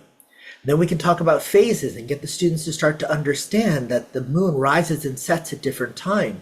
That whole Goodnight Moon book that they read when they were little kids is a gorgeous book, but it's not exactly accurate because the moon is very visible during the daytime in its waning phases. And so these last 2 weeks with the waning phases, I've had the students trying to look for the moon when they drive into school or when they take the bus into school in the mornings. And that's a different phenomena than having them go and try to look at the moon in the nighttime when you can see more detail. In the daytime, if you pick out the moon, you start to recognize just how bright it must be if you can see it during the daytime. So from there, we start talking about the moon. We start talking about humans' connection to the moon. And one of the best things to do is to ask the kids if they actually can see the man on the moon. And this is something that we do during our public events as well, is we try to point out the pareidolia when you try to see the different features or the different shapes and objects in the night sky. The man on the moon is one of the first things that I was able to see, and I love seeing it during the waxing gibbous when still part of the moon isn't completely visible, but the man on the moon starts shining down. And then with the full moon, it's so incredibly bright, and so those darker mare really start to stand out. A few years back, one of our members showed me that you could actually visually see, instead of the man on the moon, Wilma Flintstone. And you can just kind of make out the eyes, you can just kind of make out the hair shape, you can make out a little bit of the mouth, and even a little bit of the pearls around the crater Tycho. Others told me that they actually see Betty, not Wilma. And I think maybe that's just a little matter of perspective, you know, who was your favorite growing up in the cartoons? But in other cultures, when you see the moon in other orientations more often in the evening time, when you go out for your walks, you'll see other objects like the rabbit, which is often seen in the southern hemisphere. But the important thing to share with the students is that the moon that you see is the moon seen in all parts of the world who are experiencing night at the same time, which helps them to start to understand why trying to observe the lunar eclipse coming up in a couple of weeks will be an interesting way for them to get out and try to observe that moon. So what I have the students do with the moon is I have them sketch and identify the phases. I have them try to see what features they can identify so they start to become familiar with the moon. And those sketches can range in quality. They can take pictures and use the pictures to sketch from. I don't mind at all. The sketch can be just a complete blob, and that's fine too. The important part is to get them looking up. And as they look up at the moon, they start to recognize more of it that will stay with them after the class is finished and they're out for their night walks, or they're out with, hopefully down the road, their kids or their grandkids. Sharing the moon becomes something that can connect you to the night sky. So we talk about why the moon isn't there all the time with the different phases of the moon, and then we talk about how the sky itself changes through the night and through the year. So through the night, we talk about the Earth's rotation, we talk about the way in which the stars seem to move around the North Pole, And we even discuss how to take star trails. And then the star trails can be used to try to determine the length of the day by measuring the arc that you get for a certain amount of exposure, for a certain amount of time. And that's one of the possible projects that the students will have available to them down the road. We discuss the Earth's movement in its orbit and where the zodiac constellations came from. And this is just a first cursory pass. Tomorrow, actually, in lab, they're going to be doing a stellarium exercise. And in that stellarium exercise, one of the things I do is I actually show them why the horoscopes for zodiac constellations don't actually match the zodiac constellations anymore. And for some students, that's a bit devastating. For some students, it becomes something they can bring up at Thanksgiving or at Christmas time and, get their grandmother or aunt or uncle really, really angry because they're saying astrology isn't real. But we make sure every student leaves with a star finder so that when they go out at night, they can start to orient themselves depending on what time of year and what time of night they go out. And then we teach them a little bit about star hopping, using the Big Dipper to find the North Star, identifying all the stars in the circumpolar constellations moving around that North Star, using the arc of the handle of the Big Dipper to take you to Arcturus, to take you to Spica, to try to understand where the summer triangle is. And we have them identify how to measure objects in the night sky. So they can identify the altitude, for example, of the North Star, and then see if it matches using simple, your hand extended as far out as you can with the bottom of your fist for the first movement being parallel to the horizon, so that's 0 degrees, top of your fist being 10 degrees, and working your way up, the North Star always matches your latitude. And you ask them in terms of where's the latitude when they are at the North Pole, where is the North Star? And they start to identify that it really does match the latitude. Then we take them back to this circumpolar view and we start to identify specific objects that they are going to have a chance to see if they come out to any of these optional observing nights this summer. So the first one that we would try to do is the Andromeda Galaxy. So we showed them how to use Cassiopeia to find the Andromeda Galaxy, what it might look like through a simple set of binoculars in a dark sky. And then eventually, in a lab later in September, they're going to get to stack a very elementary set of images with a few calibration frames to start to understand how astrophotography works. And this is where we start to look at what it means to be an astronomer in 2024. What tools and techniques you have available to you that enhance your ability to enjoy the night sky and to observe some of the dimmer photons. And that means being able to identify where in the night sky these objects are, because we don't want the students to simply rely on computerized go-to mounts. We want them to be able to start to identify when they're asked about an object or when they're looking at the picture of an object, where that object be and how could you find your way to it if you had a Dobsonian, for example, with you. So we start with circumpolar constellations, and then we move to the most dominant set of constellations that they'll see if they go out that very night, which would then be the summer triangle.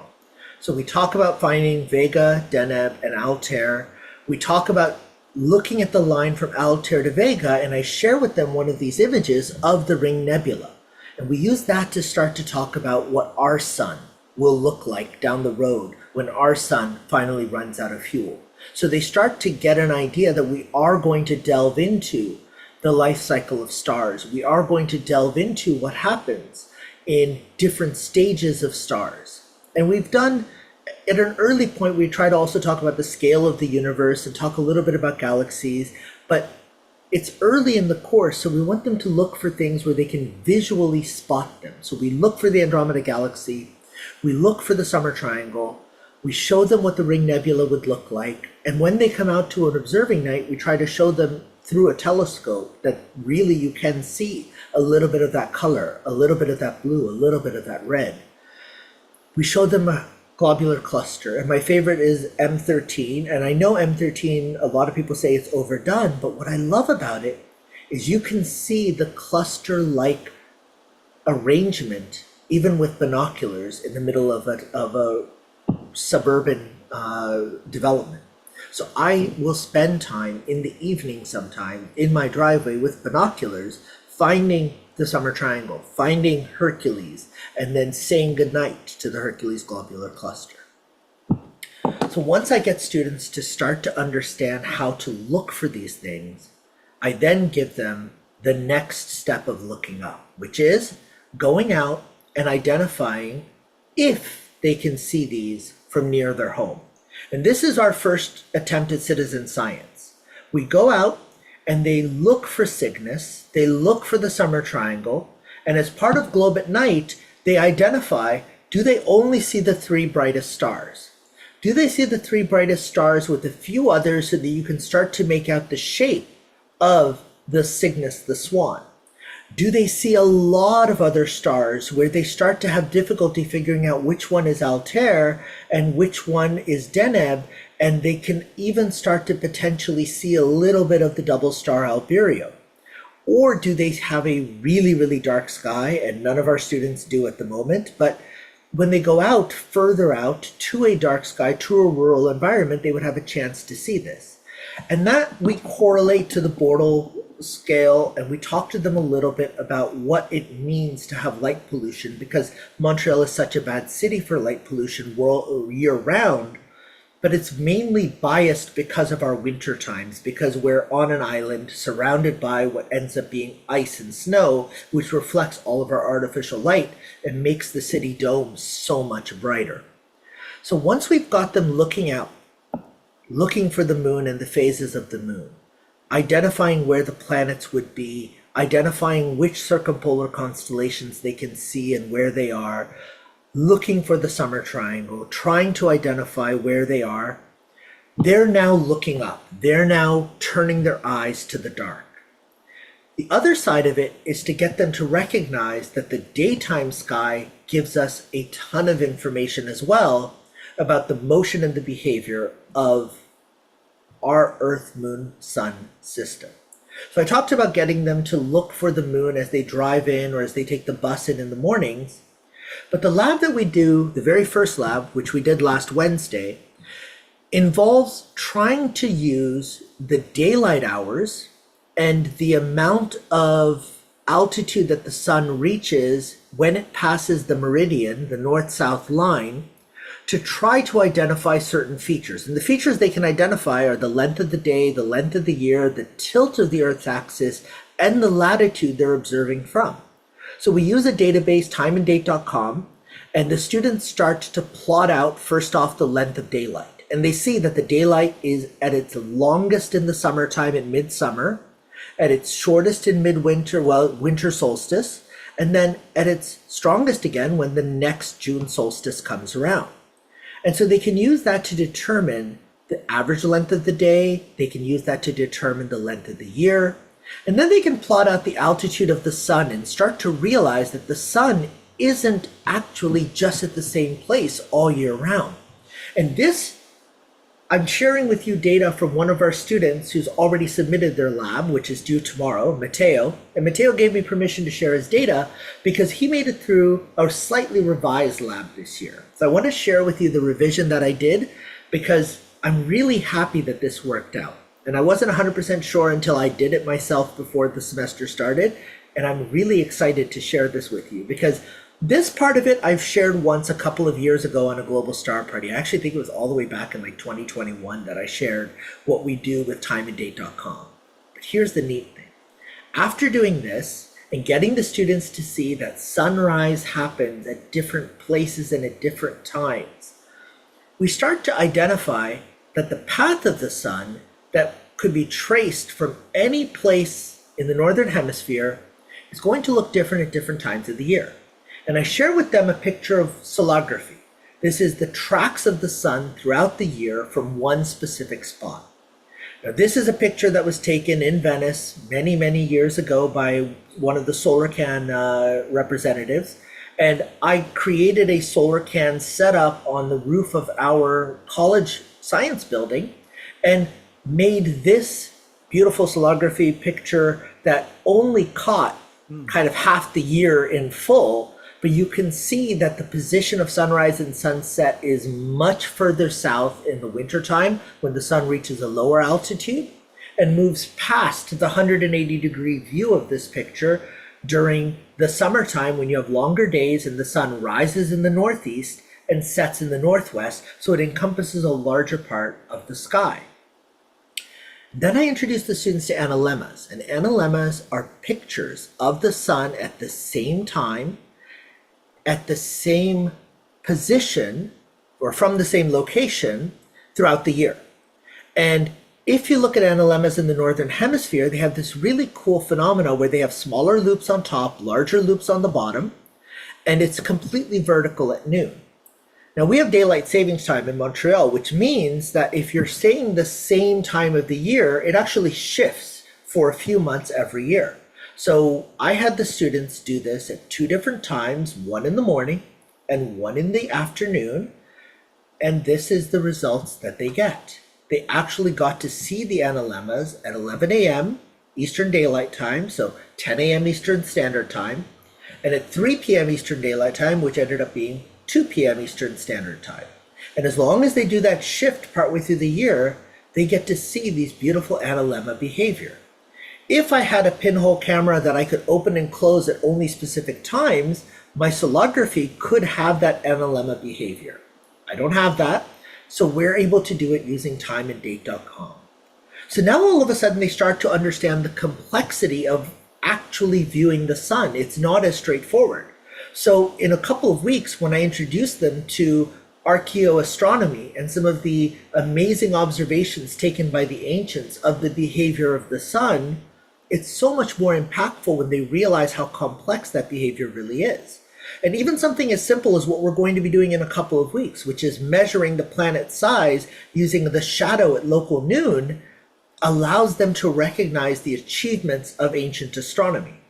Now, if the ancients could do it, if First Nations were observing these things, then our students should be able to have these similar types of wow moments, these similar types of observations, so that when they go out away from this course, after December, when they've finished, when they've graduated from this specific part of their program, they should still be able to look up at the day sky, look up at the night sky, and have an idea of what they're seeing, how their view changes throughout the year.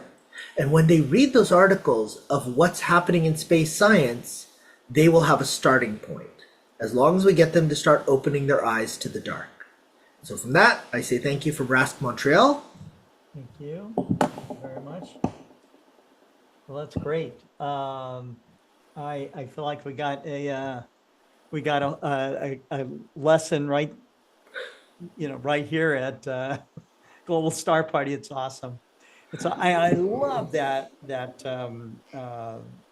the image that you made where it shows the path of the sun going across. That's the campus at John Abbott College? That's the campus at John Abbott. And I highly suggest everybody in the audience, if you have a chance to look up SolarCan, it's little pinhole cameras and they have photographic paper, and you set them up you can set them up for just a couple of days in some location if you just want to catch the curve of the sun during that time of year. But what I did is I set it up from December 21st to June 21st of one year. So I set it up from winter solstice to summer solstice to try to catch the entire path as it changes through half of the year. So you just leave the printing paper in there and it just... And the pinhole open, yep. And it lets in so little light that you only catch that path of the sun with any real clarity. But because it's constantly reflecting in off of all of the buildings and all of the surroundings, over the span of a few weeks, the background starts to become clearer and clearer. Oh, wow. That's very, very cool. Very cool. Great. Well, thanks, Scott. Yeah, maybe some of you out there will do that. Awesome. Okay. So I will join you here for a moment, Kareem. And Kareem, I noticed that I was like doing some internet searching about you, and you know, which was very cool. You know, and I noticed that you also have an asteroid named after you. Is that right? No, I don't. Oh, No, you unfortunately. do not. Oh, No, I okay. don't. It says you do. It Really? says you do. Yeah. Oh, Yeah. not that I know of, unless somebody's planning on Somebody surprising me. might have done that. Okay. All right. Well, No, we have a few other members if I of the had an RAS asteroid Montreal. to give, I would name it after you for sure. Okay. Thank you, Scott. All right.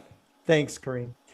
All right. Our next speaker is Marcello Souza. Marcello is a very well-known astronomy outreach educator and professor of astronomy and physics down in Brazil. And he is also the editor of Skies Up magazine. And he's been waiting patiently back there. So thank you for coming on to Global Star Party, Marcello. And you are muted.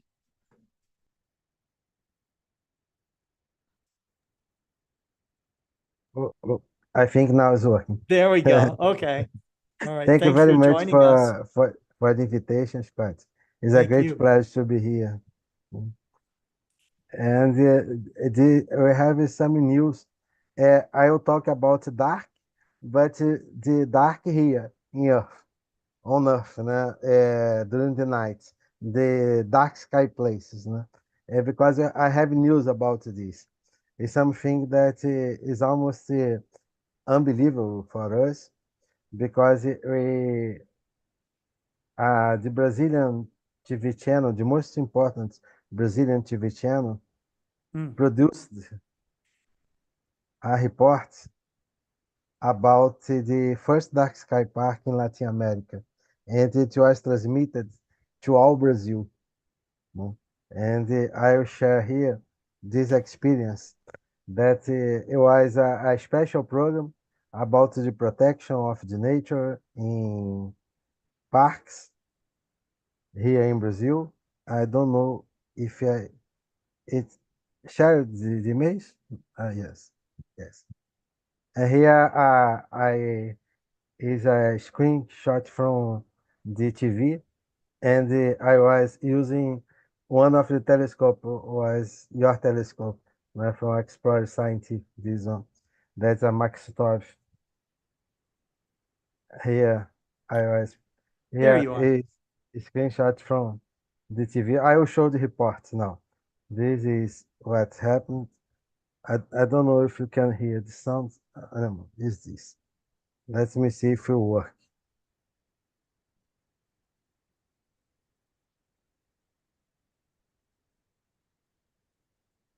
That's not sound.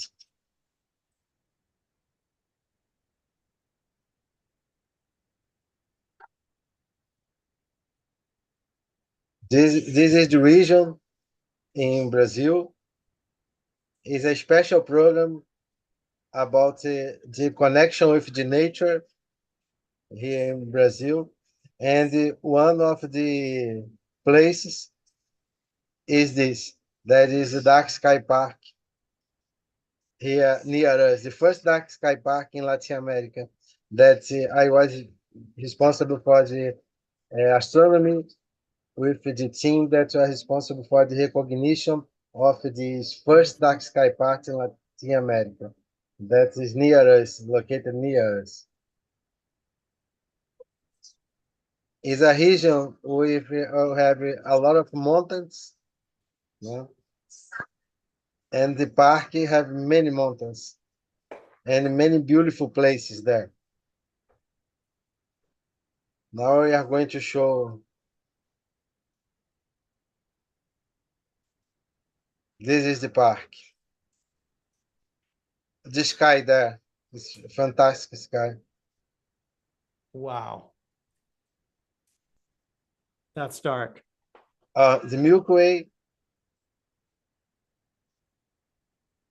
Look at that. This is the park, inside the park. And the name of the city e Santa Maria Madalena.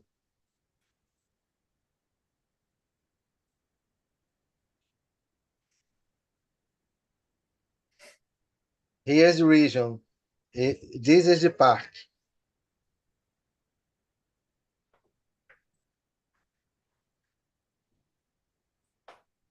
Gabe was there also. Mm-hmm.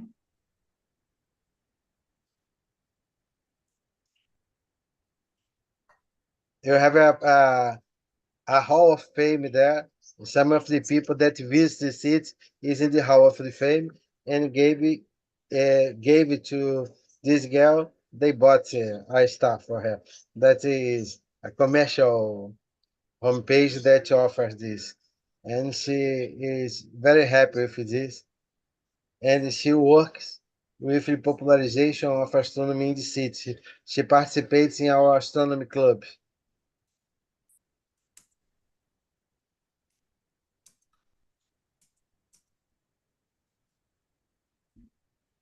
And now we are going to show the telescopes. That's our now the telescopes. Your telescope here is part in the Brazilian thank TV. you. Here, your telescope there. Wonderful. Now I will talk about the dark sky.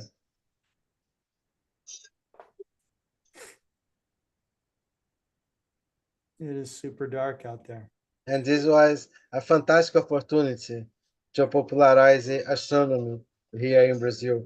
Now many people want to visit the park.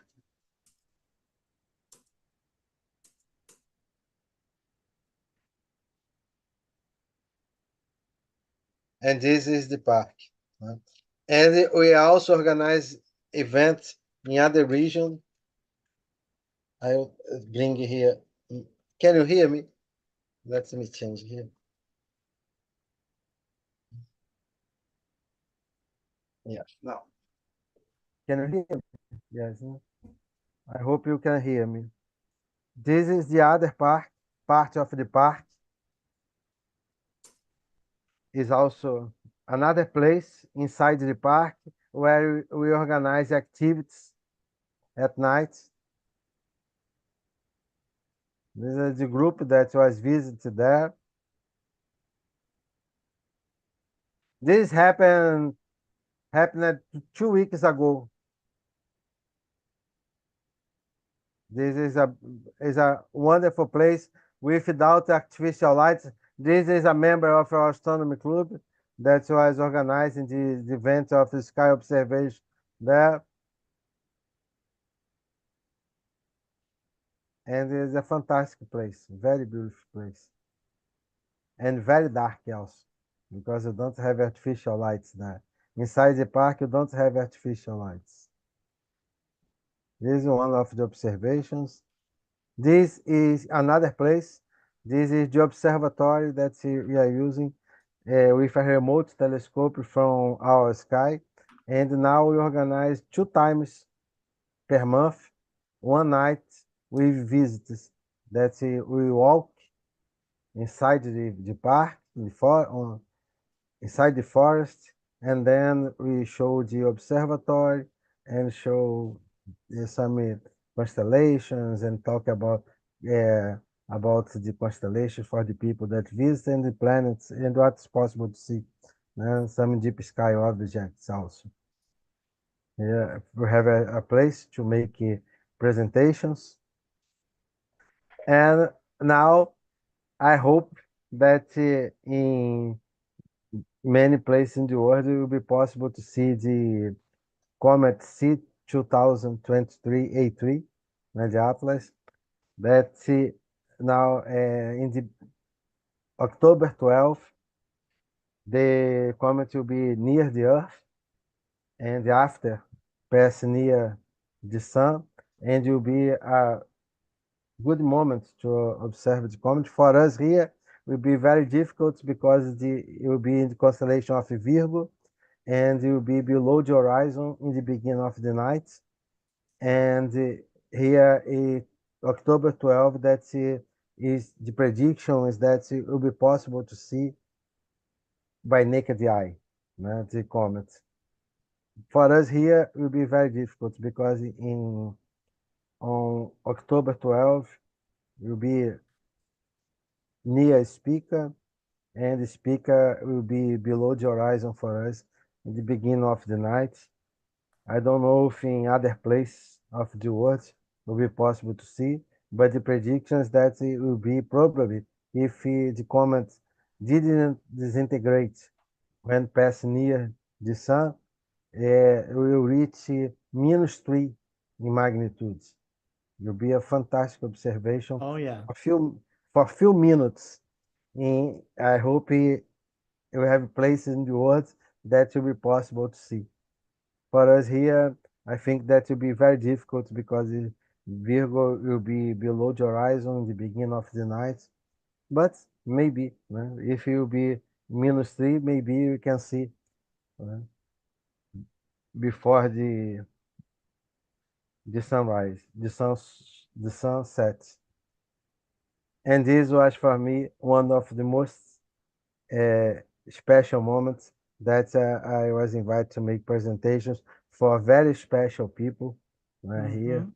And my daughter helped me at this experience. It was the first time that I did this, and it was something that was an experience, a unique experience for me. And I hope now we have more people that like astronomy, and they participate and they will be involved with our group now in sky observations here. It was a very different experience first time with very special people. And now we are receiving many big support from the press here, and maybe because of the TV that show for all Brazil the experience that you had in Santa Maria Madalena. This is the observatory that's located, the All Sky Telescope that is in the observatory in the city of São João da Barra. This is my report, Scott. We have now we are doing many new activities here, and we are preparing now our program for the last 3 months of the year. We are going to do many new activities here from the middle of September until middle of December. Will be 3 months of many activities. We are going to organize a new astrotourism course, because many people here are talking about astrotourism here, because they are receiving many contacts from people that want to visit these special places that you have dark skies there. Thank you very much for the invitation, Wow, Scott. thank you. It is a great pleasure to be here. Thank you so much. Okay, that's great. Yep. Also, I want to call attention to Skies Up Magazine, which is edited by Professor Souza, and you can get a free copy by going to explorescientific.com/skies up, and that's skies up spelled SKYSUP. Okay. It's a global astronomy magazine, absolutely free. So our next speaker is Maxi Flores, and Maxi is down in Argentina, and he makes fantastic deep sky astrophotographs.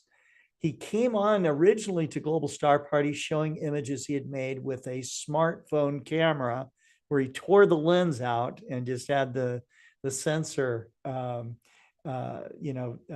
at the light path, and just really blew us away with his talent and skill, and also his friendly demeanor. So Maxie, thanks for coming on to Global Star Party.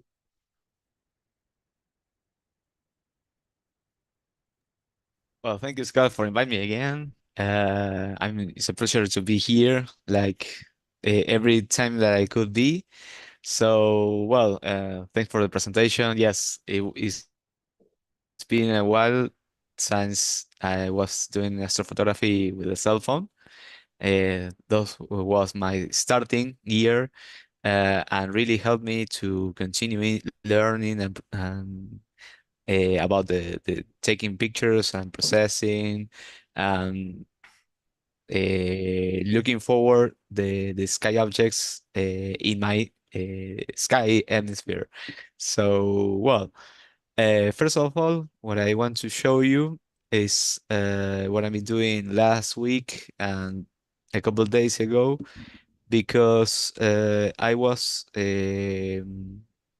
practicing what object that I could use, and also was practicing with the small gear to be prepared if I want to go to another place more with more dark skies here in where I'm living.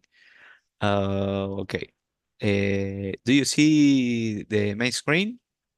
Yes. Great. So, Scott, in this case, I was working with the EXOS 100. And this is my backyard right now in San Luis. Okay. And here what I got is my ASCAR 200 ASL and the ZWO 5033 and well the ASR Plus and everything. I couldn't work together the ASR Plus and the mount, but working separately goes okay. I could figure it out for now. So I want to do some practicing, some doing some go-to objects and see if the field of view it goes okay, the movement and everything with the mounts and the guiding. So the first object that I want to capture was the section of M66 and M67, 16 and 67, sorry. And this is the field of view that I got with this small gear. For a little small equipment, you got a lot of information. Let me be clear. This is not the same pictures that a more early run show us to us, but it's kind of that. I hope someday I could learn and get all of that data to work. So anyway, like I said, this was only, I think it was 1.5 hour stacking. I have a lot of objects in this field of view. Of course, the main is M16, 16 and 70 is the Swan Nebula or Omega Nebula, and a lot of these hydrogen places, small. Um, and then more later, I went to see the small Magallanes cloud, because when I simulated on the sky portal with the field of view of my camera, it fits almost entirely the small Magallanes cloud. So let me put it one on one. You can see there are a lot of nebulosities in this small galaxy, and of course a lot of stars that uh, you you are going to be mind blowing. And of course, there's a lot of small global clusters also. Uh, Nearby this place is 47 Tucanae, but in the field of view, it doesn't fit for the sensor that I got. I don't know if you are receiving me okay, because my Wi-Fi is Yes.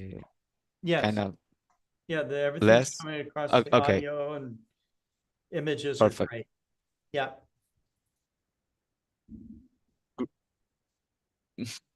Excellent.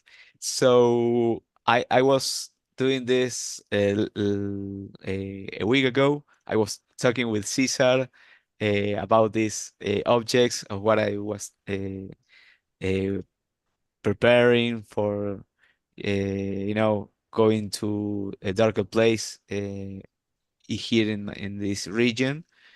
Uh, so I really like. I hope that in a couple weeks my objective is capture the Andromeda galaxy, because in this field of view fits the entire galaxy. So, but I will have it almost 50 degrees above the horizon, so it's very low. So I have to capture it a couple nights. So this is all my two equipments that I have. You can see this is the small one, and the big one is this, the 8 inches f4. And I was practicing last Sunday. The weather says that I will have a little more stability to working with you know uh, with high resolution and get more fine details. So I was practicing to see what object that I could get, and I go again with this place that's called the Quartet of Grus, or Cuarteto de Grulla, and this is the one-on-one picture that I get. I have a lot of details on these galaxies because I really love to capture galaxies, but I compare with my another camera, and the picture that I took, I think 2 years ago, but I have more details in the another one than this. So the sky that wasn't very, very good. It was very poor for a good scene. But anyway, this is only a practice what I have with if the four galaxies fits on the field of view. And there's a lot of smaller, not beyond galaxies, far, far away.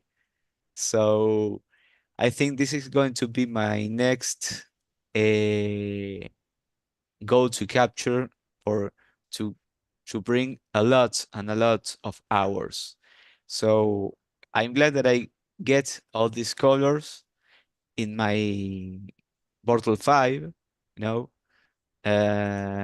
so maybe I will get more data will come, because now the cruise, I will have it the entire night almost in the next month. Now about the 60 degrees is where I start to capturing, but when I do this, I will have it almost 11 p.m. or 12 p.m. So it's almost all night long. And anyway, Wow, look at all the little I hope galaxies. that you enjoy. Yeah, there's Yeah. a lot of Oh, so many. here. There are two They're Mhm. everywhere. There are too many. It's I also went to NGC 300. That was called the Pinwheel Southern Pinwheel Galaxy. Also, there are lots of galaxy change. Sorry, galaxy chain in the background. So, like this one, Yeah. this is a galaxy It's chain, spectacular. you can see. And yes, it is. the field of view of this place is very rich of galaxies. There's another one. Here's another one, and every place that you look, it is going to be going to have a galaxy. So I will give practice on this field of view, giving more and more and more data, and this was only 40 minutes stacking of 2 hours that I had to put out. So that wasn't a very good night. The weather here is very clear for now, but the scene and the resolution is very poor. So I will have to maybe continue working with this smaller gear to get more practice. So, well, I hope I you know enjoyed something my of this little mount, Maxi. presentation. It was very. Hey, You know a Maxi, lot of we told something what I was. about this small mount. It's yes. It's Yeah. a small gear work better with How are you, Cesar? Hi Maxi. Sorry that I connected really late tonight. I had a very, very long day. Yes.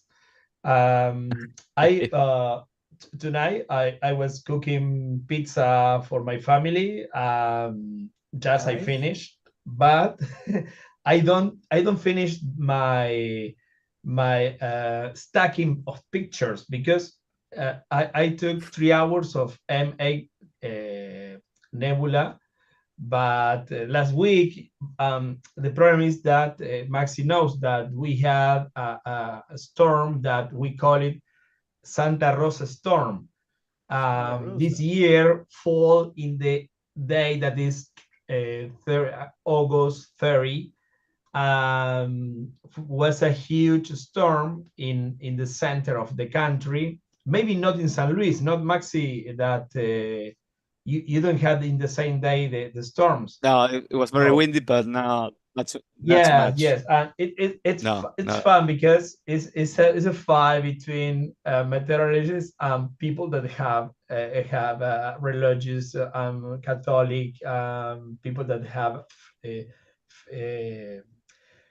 faith about this, and it's a fun coincidence, and something that we people that we love astronomy all we talk about all time. We are talking about weather, cloud conditions, or as Maxi says, for example, do you have the level of light pollution now is lower, but the hot air in the mountains from the day maybe make us some complications about seeing Maxi is that is the area maybe you have more seen by the mountains? No. How do you relate? No, I think how do it's you more relate because it's a new place for you, for me too. Wow, I don't know. No, for me it's very new. Today, my Buenos Aires, because it's tonight, for example, was going to be by the weather report to be a clear night, but not. Yeah, it will say here again too, but no, maybe tomorrow. But I think it's the humidity and of course the layer of the altitude that I'm almost 1,000 meters from the level of the sea, and you are 10 meters from the level of the sea. Yes, maybe of course. a little more, but the humidity that you have nearby the rear plates, I'm not having here. Yesterday yes, they're in we have San a Luis. very Yes, very summer day, in Wow. winter. A lot of windy day. Today Yeah, was a summer day. 2 nights ago. How many Yesterday. degrees, Maxi? Yes. It was almost 28, 27. Wow. 27 grados. Yes, 27 grados, 27 Calor. degrees. I am No, maybe need to discuss the conversion to the Fahrenheit because it's 27. It's really a warm temperature. We are in winter. Yes. Here It's is so more than different. 30 So different. degrees. Here is more than 30 degrees. In Marcelo, okay. In Brazil, how many degrees in Rio de Fahrenheit? Janeiro is and 30 degrees. Well, Rio de Janeiro. Oh, yes. we are in the winter. Yeah, it's 30 you degrees. always have. And Yes. nobody knows why it's so hot now. We are in so different environments. Marcelo, me, and now Maxi, because Maxi in Chivilcoy, in your old house, we are in the same environment, or I don't know in English, but maybe well, it's the area because it's the Pampas. I had a little more humid because I am in the zone of River Plate that is more an estuario.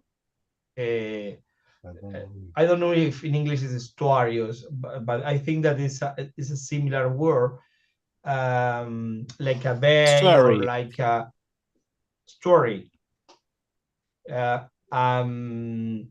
But it's now you are between the Las Sierras and a pampa that is like a desert. The next mountains are the Andes.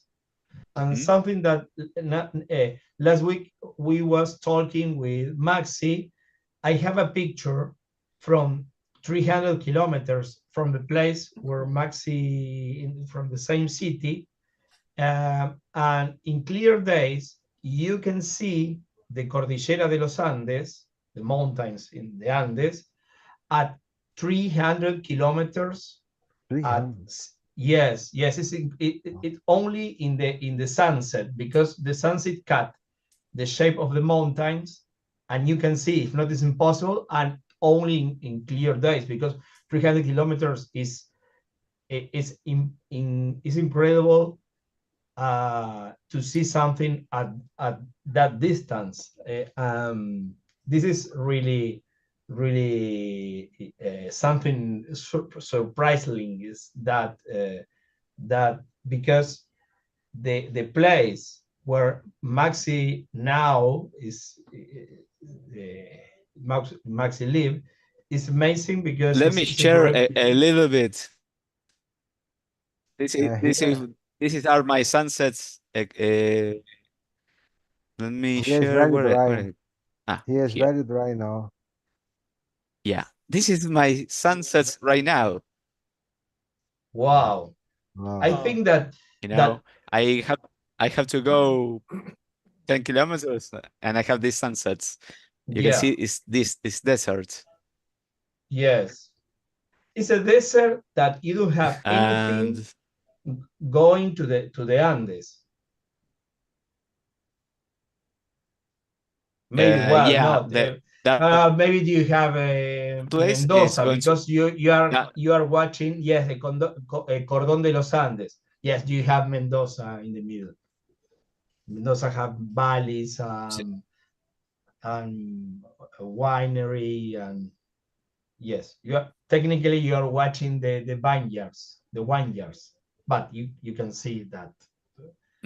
The only thing that you can see, because maybe something is crazy, because I see that, and I was thinking the curve of the Earth, and you are watching something so at so long distance, For me, it was magic. It was incredible. The people of the University of La Punta showed me that, because they said, okay, watch the now, and was that day without clouds, and was amazing. Maybe I have the pictures in some place.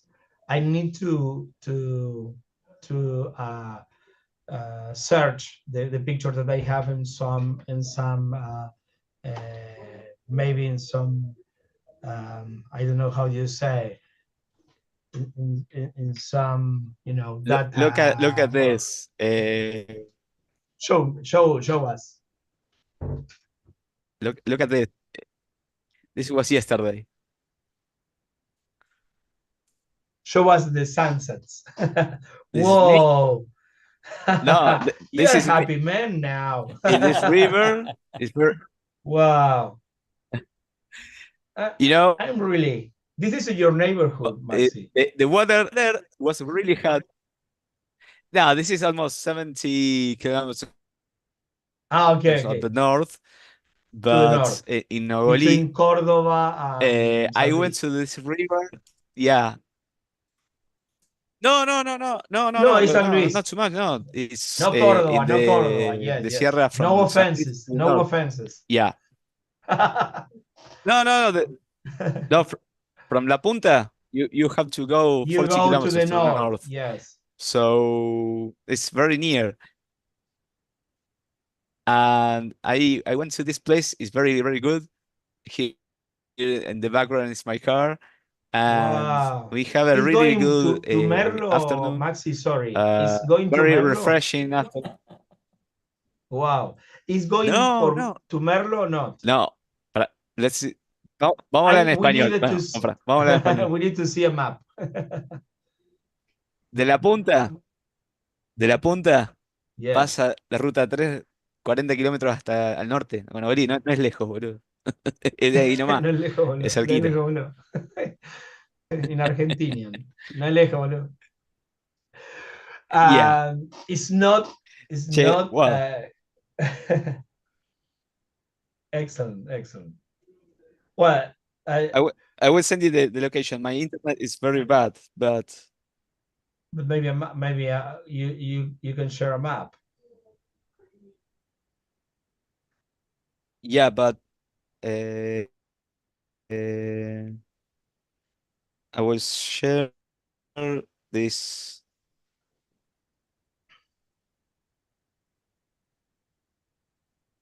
No, I cannot take this picture because my internet is not well, but it's okay. No, maybe another day we share. Yeah. Yes. Thank you, my friend. Well, Cesar, it's all yours. The time, so you got it, for man. me, no problem, because I couldn't finish my stacking is for the next global safari, because I have Centaurus,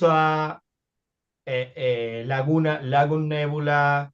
I make a lot of different objects from the balcony, but I couldn't have enough time to make the how do you say it? The process, the stacking and process. Actually, I have my another computer stacking the nebula, but the hour I received the WhatsApp from Scott and say, yes, I'm cooking a pizza and a picture at the same time. The pizza, 4 pizzas was ready, but not the pictures. Something that the people need to know, that pictures in astronomy, it's a fun work, but it's a lot of work. Smart telescope that the Marcello have is a great solution, but the crazy thing is that we still love make process. It's a fun thing, but we need time, and I had a lot of time. I'm starting my day in a total different way, because I have my sailor license today. at morning, and I started to take the exam for my license to sailing, my sailing license. Oh, really? It's a well, Okay. I started in a crazy way because finally I have my license because I took the exam. I was approved, and I'm happy. But the day was very, very busy. I couldn't work early in my pictures. Sometimes it's fail. okay. It's okay. Well, we know Yes. that you're down Because there. I say and, thanks to the support of Maxi, Join, and Yes. Marcelo, because I don't have anything to It's to okay. show tonight. This Yes, happens yes. at star parties. So Yes, Yeah. yes. so Dennis Martinez is saying hello from Argentina. So Oh yes, Dennis work in Denis Patagonia. de las In rutas. Patagonia, Las make a rutas. great I pictures. En las see. grutas. I Yes, see. yes, yes. Wonderful. Wonderful. Yes, I saw Un saludo, in Denis. Un abrazo. abrazo a Denis, abrazo a Adrián Nowick, that he's está estrenando sus anteojos that we made. They are making their glass. I made his glasses for Adrián Nowick. Yes, because I made glasses for my customers of telescope too, because I am Wow. optician. Of course. Of course. Yes, I have is it. I think ever. I think Yes, that is the finest. Sorry, Marcelo. No, sorry, Tell I'm me. disturbing you. I have here, I found a video with the Andes Mountains in El Calafate. Wow, wow. Yes, in your eclipse Yes, visit. I Yeah. will share it here. I think that that it was amazing for me. I don't know if it will Wow. work. Oh yeah. Look, hold the music.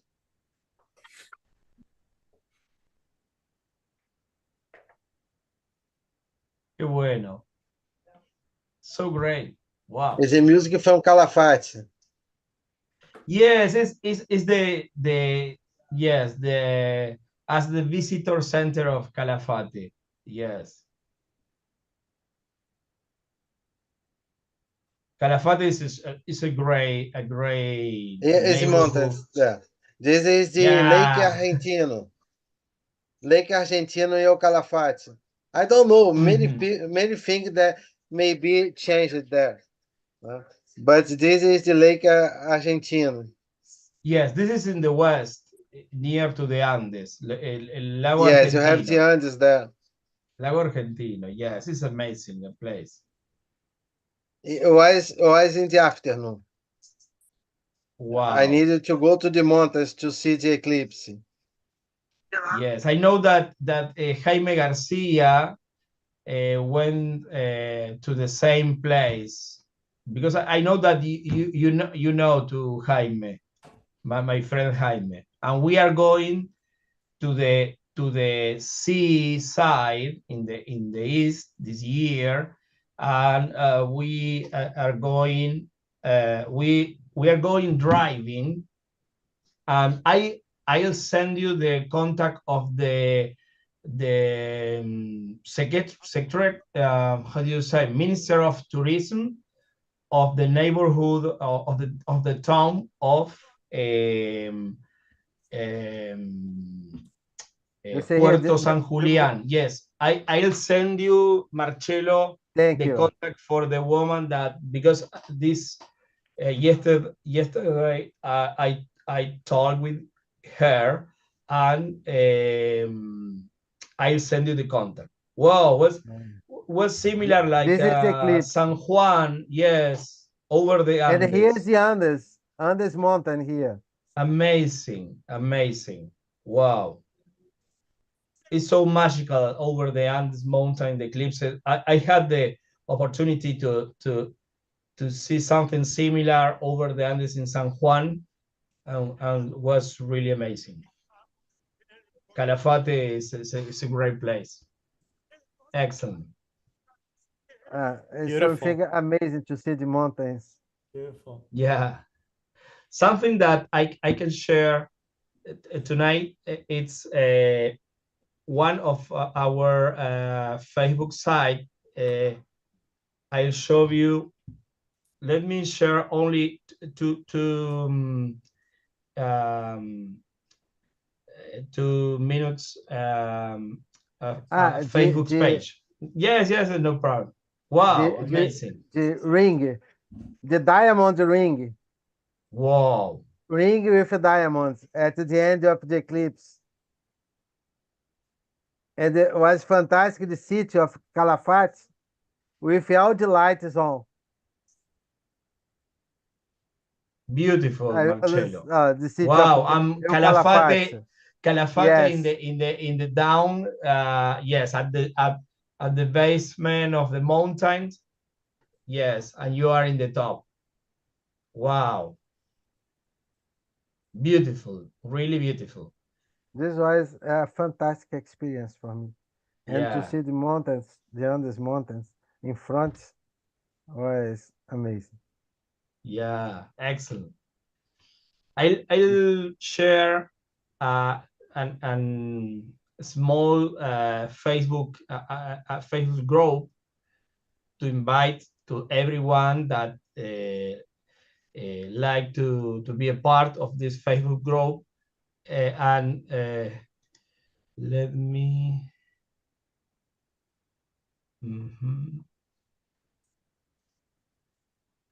First of all, I'm opening here. Okay.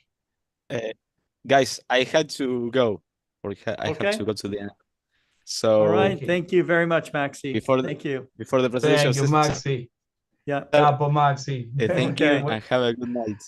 And we are running a little over time right now, and we should probably move on to the next speaker. Okay. But if there's one last thing you'd like to show, Cesar? Yes. I'll show you something. 1 minute. Okay. It's to invite Cielos Oscuros, Astronomía Amateur is our site of Astronomía Amateur is a site of our company, Saraco. It's a small group, private group. Maxi, Adrian, publish pictures in our group. This is a picture of this week of we call it La Moneda de Plata, this galaxy from Juan Pablo Patallo, pictures of the sun. Many people. This is from Ricardo Sanchez, and really we are happy to receive the collaborations every day from people from Argentina and another places. Scott, sometimes you share something in the group too. Yes. We are really happy to share with the people and invite to the people to participate about to share pictures and of course talk about different you can put different information about expeditions and astronomy, events, star parties, everything. Wonderful. It's a very great community resource. Yes, it's great. Our customers work share a lot of pictures. Really, they are making an excellent contributions. For example, this man, Quelonio Volador, is a man that I know that he have 85 years old, and every week he put this name, but this is not, of course, his real name. I think that he's from Colombia. I don't remember now. And every week, this man with 86 years old, collaborate with different astronomy nodes. And of course that many people, for example, Piqui Diaz, she took pictures with a cell phone, with a small telescope, and she collect the different view of the Saturn rings.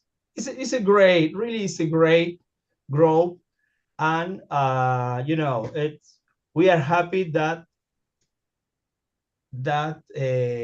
we have this kind of community. It's really something that I was happy to show, because it's a great community. Many of us, we know each other in person, and we went together. We go together to some parties. Well, it's a great community. We are another person that live in another countries. Of course, that we are friends in distance. Yes. Well, this is all for tonight. Next week, next Global Safari, I'll show you the new pictures that I processing now. But okay, well, no problem. Yes, my another computer is making popcorn because it's so hot working, stacking. You know. Yes. I can hear the noise of yes, the noise of the turbines like a plane. Yeah. Well. Very good. Cesar, thank you so much. Thank you for you're welcome. Participating. Thank you so much. All right. Our next speaker is Robert Reeves. Robert is our not only the Global Star Party's expert on the moon, but I think he is recognized worldwide for his knowledge of lunar terrain. His images of the moon are, in my mind, second to none. And we're honored to have him on again here at the Global Star Party. Well, I'm glad to be here, Scott, and it is an interesting time for, pardon the cat butt behind me. Olivia's decided to park on the back of my chair. For that matter, I think Rusty is around the corner there, the famous moon cat. She's sacked out on my dresser there, but nonetheless, they help me along while I do my work here. Like I said, it's an exciting time for the moon because for two reasons this month. On Thursday, Science Magazine is going to do a major announcement about volcanism on the moon, about how recent it has been. I can't go into details because the article is embargoed until Thursday, and I am in the process as we speak, papers on my desk, writing up this discovery for Astronomy Magazine's online website, so we can release that on Thursday when the embargo is up. But basically, the Chinese Chang'e 5 lunar lander that landed on Oceanus Procellarum a few years ago has made a really exciting discovery, and it's going to be hitting a lot of media here pretty quick, and I'm glad to be part of it. Another thing that's interesting is that on September 1st, Firefly Books up in Canada released my new book about the moon. It is now available. It is not only available on Amazon, but it's available in brick and mortar bookstores as well. Barnes and Noble and the like have this. Congratulations, Robert. Photographic Atlas of the Moon.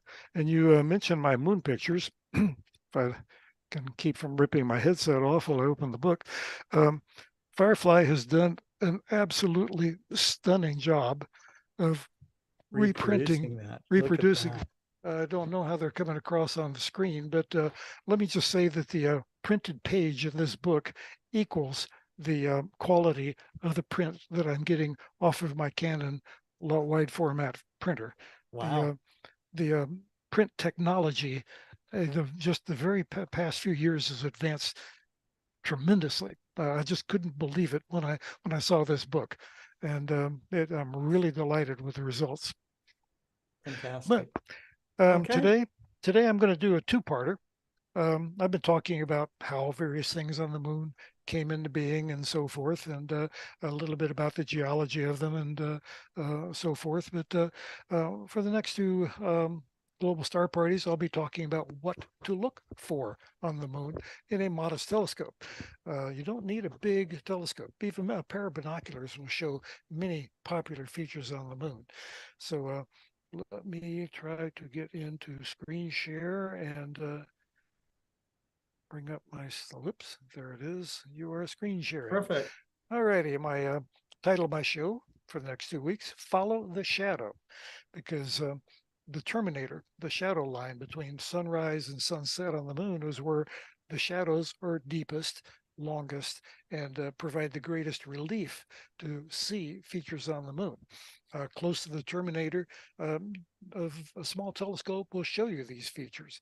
When they're very highly, flatly lit by a high sun, the shadows disappear and the features also fade from view. So follow the shadow. We're going to be coming up on the crescent moon here. I think we already are in the crescent moon, if I remember right. It's been cloudy and rainy here so long that I've lost track of the lunar phase. But we'll start off with the crescent, if my advance will work, maybe. Hello. I'm going to have to do it this way. Okay. There we go. Finally, crescent moon.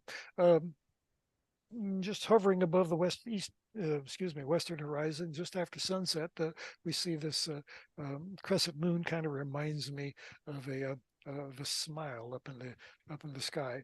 But at this early phase, you're really only going to see a couple of features at this point. The most obvious, Mare Crisium, the Sea of Crises, the first lunar sea to emerge from the shadow as the crescent advances. And I've always thought of Mare Crisium as this unwinking eye, keeping an eye on Earth. You know, you're kind of like Santa, making sure everybody's not naughty and they've been nice. But crater-wise, the craters Langrenus and Batavius, some of the oldest on the moon, and fortunately some of the largest. They will be coming in at 130 and 177 kilometers in diameter. And we'll see a close-up of them here. Langrenus at the top, Batavius at the lower left, in between the more heavily ruined crater Vindelinus, but it doesn't show up so well because it's degraded. But Batavius up on top, Langrenus on top, Batavius on the bottom. These you can even spot in a pair of binoculars. So it doesn't take a whole lot of telescopic power to see these. Of course, if you do have a telescope with reasonable power, then we begin to see detail in these craters, and we see that, like Langrenus here, is a classic what we call a complex crater. Instead of just being a hole in the ground like you took a giant ice cream scoop and scooped out this divot in the moon, instead we see the middle, we have this raised central peak, and around the rim, the walls of the crater are so huge and so tall that they can't support themselves, and they collapse and tumble down into the crater. So we call this type of crater a complex crater. And moving on to Batavius, we also see an additional feature in here. Notice the rill structure, the grooves extending to the left and up above the forked rills extending upward. Both of those are actually part of the same rill structure. What you can't see very well in the shadows of the central peak is that it is one continuous channel. But combined, they give Batavius the appearance of a clock, reading about 11:45.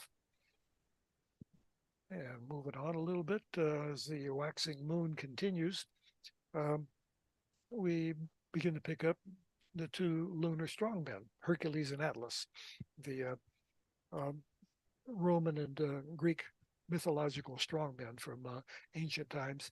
And then down in the south of the moon, I like to highlight Janssen, 200 kilometers in diameter, 201 kilometers in diameter, but so shallow that unless you have these sunrise shadows like we see now, Janssen is going to disappear. you can look straight at it and it'll be hiding in plain sight. So let's move on here, and I'm pushing the button. Come on, go. There we go, finally. Hercules on the left, Atlas on the right. Not quite the same age. There's about 1 billion years difference between them. And I'll let you guess that Atlas on the right is the older one because it's got more extensive volcanism to modify its interior. Like Patavius just a few minutes ago with the real structures radiating through it. We would call this type of crater a floor fractured crater because volcanism has modified the impact structure of the crater. Hercules on the left, a little smaller, a little deeper because it hasn't been as extensively modified by volcanism. But both of them up there on the upper northeastern core quadrant of the moon, and appear as the crescent moon begins to advance. And here's a sundown view of them to show how the lunar surface changes personality.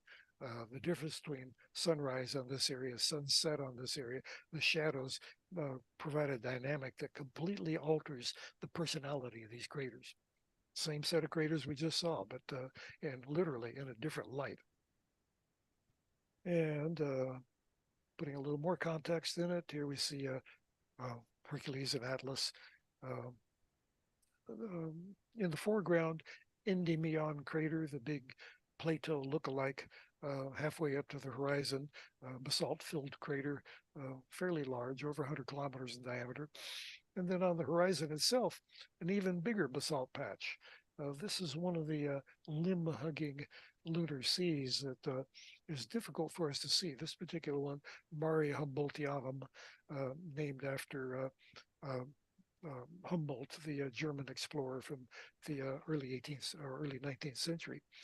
But just another one of the broad patches of basalt on the moon that are the lunar seas, but this one hugs right on the limb. So we see it at a very oblique angle instead of more face on like the classic Maria that create the classic face of the man in the moon. Yeah, moving on to Janssen. Here we see it's a considerable crater. Many people recognize the crater within it, the more enhanced Fabricius crater, got the deeper shadow in it. Many people see it before they recognize Janssen itself. Of course, Janssen has that scimitar-shaped rill running through it, so it's very distinctive. But like I said, this is primarily visible at very low sun elevation. It's a shallow crater, only about 2 kilometers deep, versus its 201 kilometer width. So it's got a depth over diameter ratio of 1 in 100, which means it's very shallow. It's not crater-like at all. It's not even as deep, relatively, as a pie pan. So when the sun is high overhead, as in this view, we see Janssen quickly blends into the surrounding territory. And again, Fabricius laying within it is a more prominent feature, even though it is a smaller crater inside of Janssen. And off to the east of Janssen, notice the gouge of the valley running down. Okay, I'm the lunar expert. Now I'm having name difficulties. I forget the name of the darn thing. It'll come to me in a minute. But the bottom half of it, you notice it doglegs a little bit and goes to the left. So I tend to think that the bottom half of this is a separate feature. I don't think they are the same thing. The bottom one doglegs at the crater Mallet. So I think this should be, the bottom part only should be called the Mallet Valley, whereas the upper part goes by a different name, which is still escaping me for some silly reason. I'm getting to be of the age where when I introduce my wife at a party, I'm terrified I'm going to not remember her name either, because the older you get, names are what vanishes from your memory. You can remember things that happened 50 years ago, but not a name. So this one is going to drift away. I'm not going to remember it in time. So here we are at first quarter moon.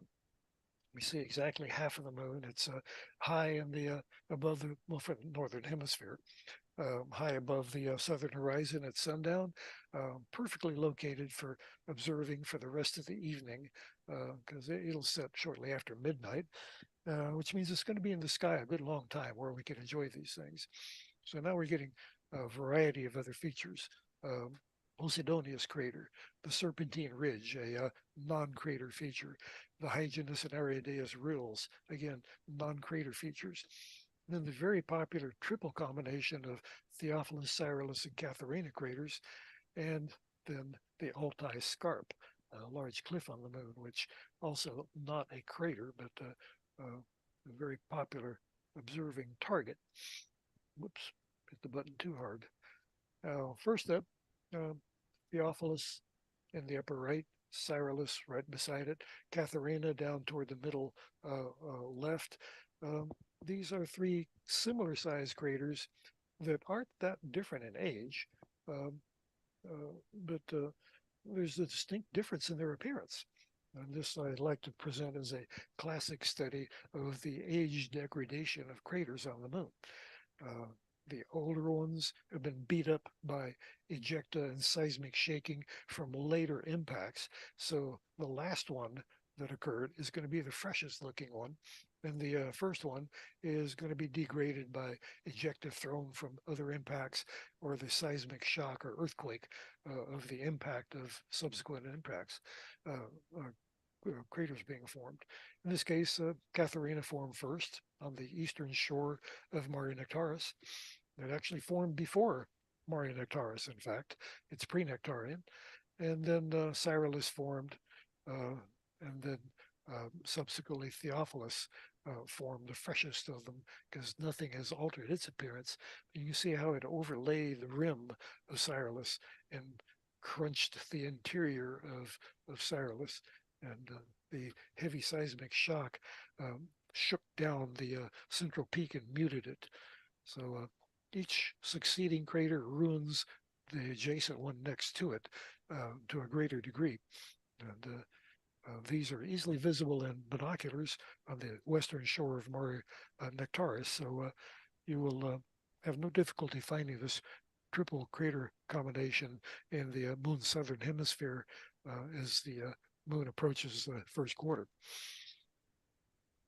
And a sunrise view of it, Catharina is still in deep shadow, Cyrillus and Theophilus just catching the rays of sunshine, sunrise breaking across their rims, and the central peaks are just poking up into the sun.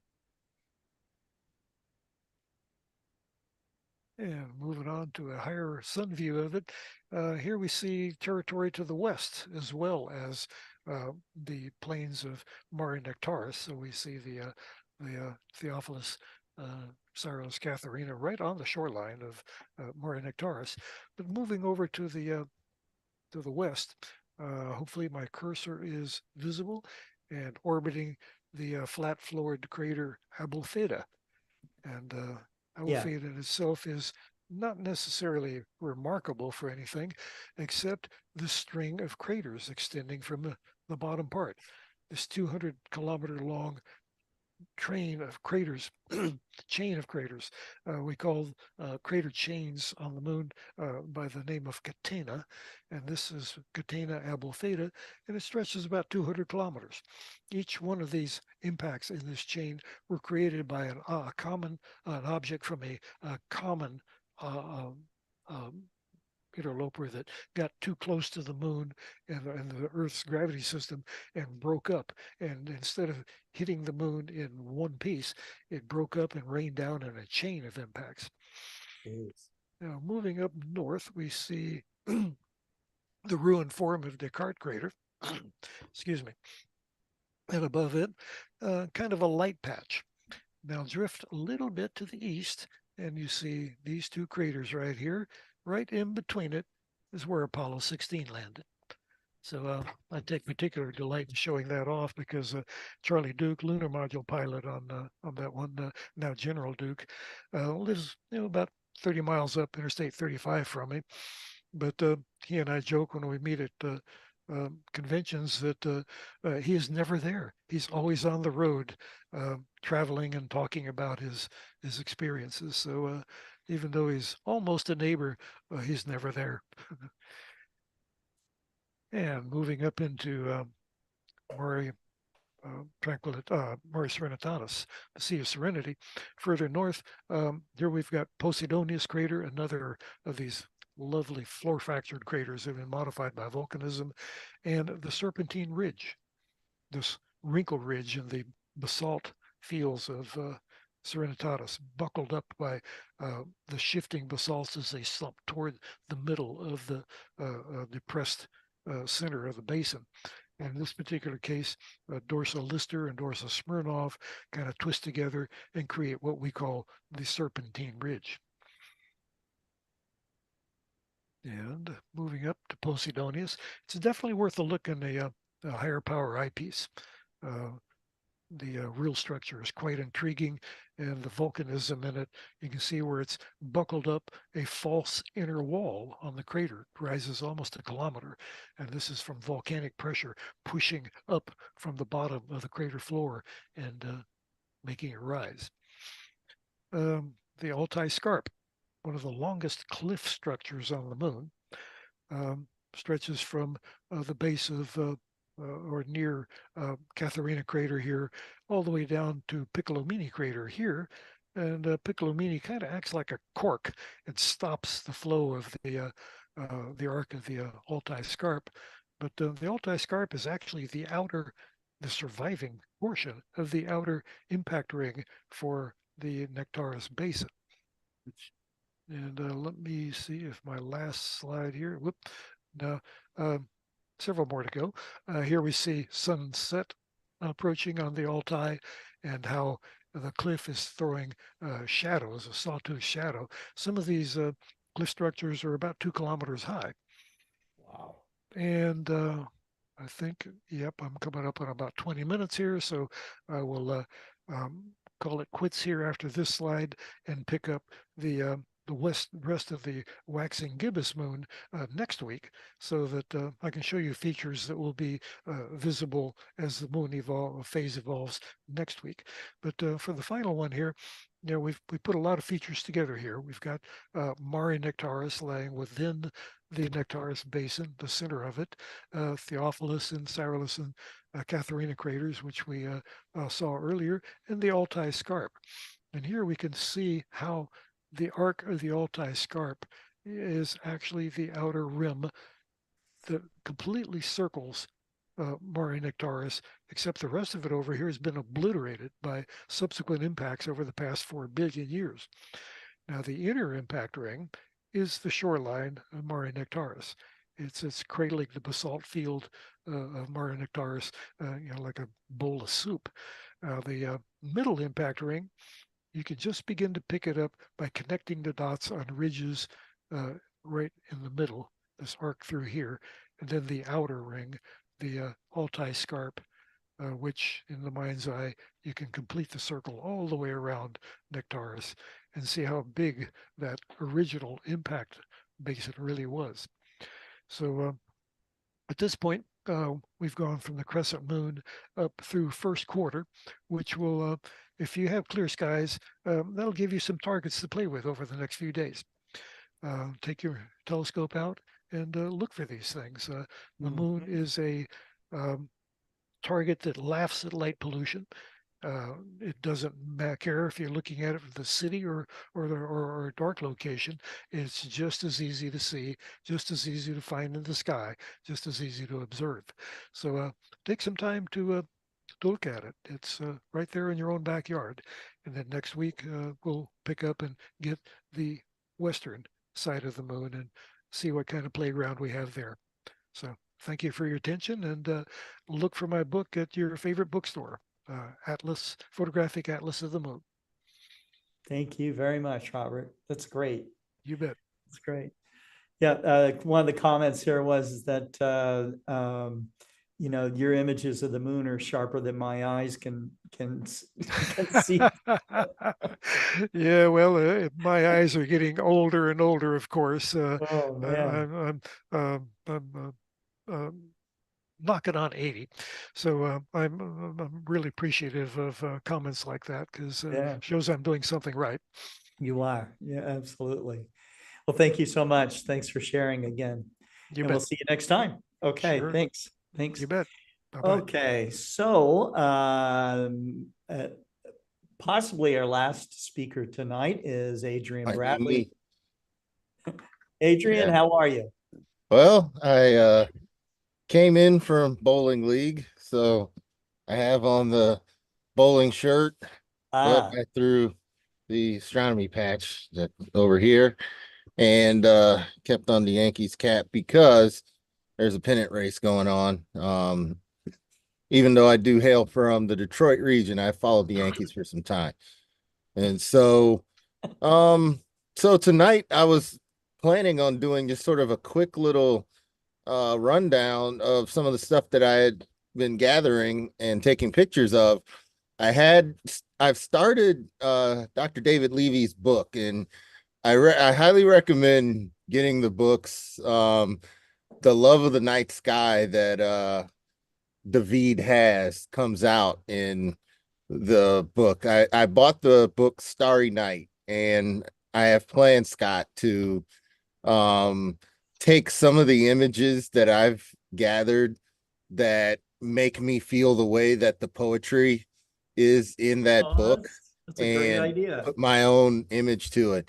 He laid out Starry Night in such a way that there's an image there, there's a poem. It starts out with a lot of his own pictures and pictures that he got from other places, and I wanted to add some of mine to that work, and just where I had very similar feelings about seeing the night sky. I know the theme is eyes in the dark, and what I will do is I'm going to share the screen I'm looking at now. So you're gonna see my head turn, because I'm gonna switch screens, because the better screen is the other one over here.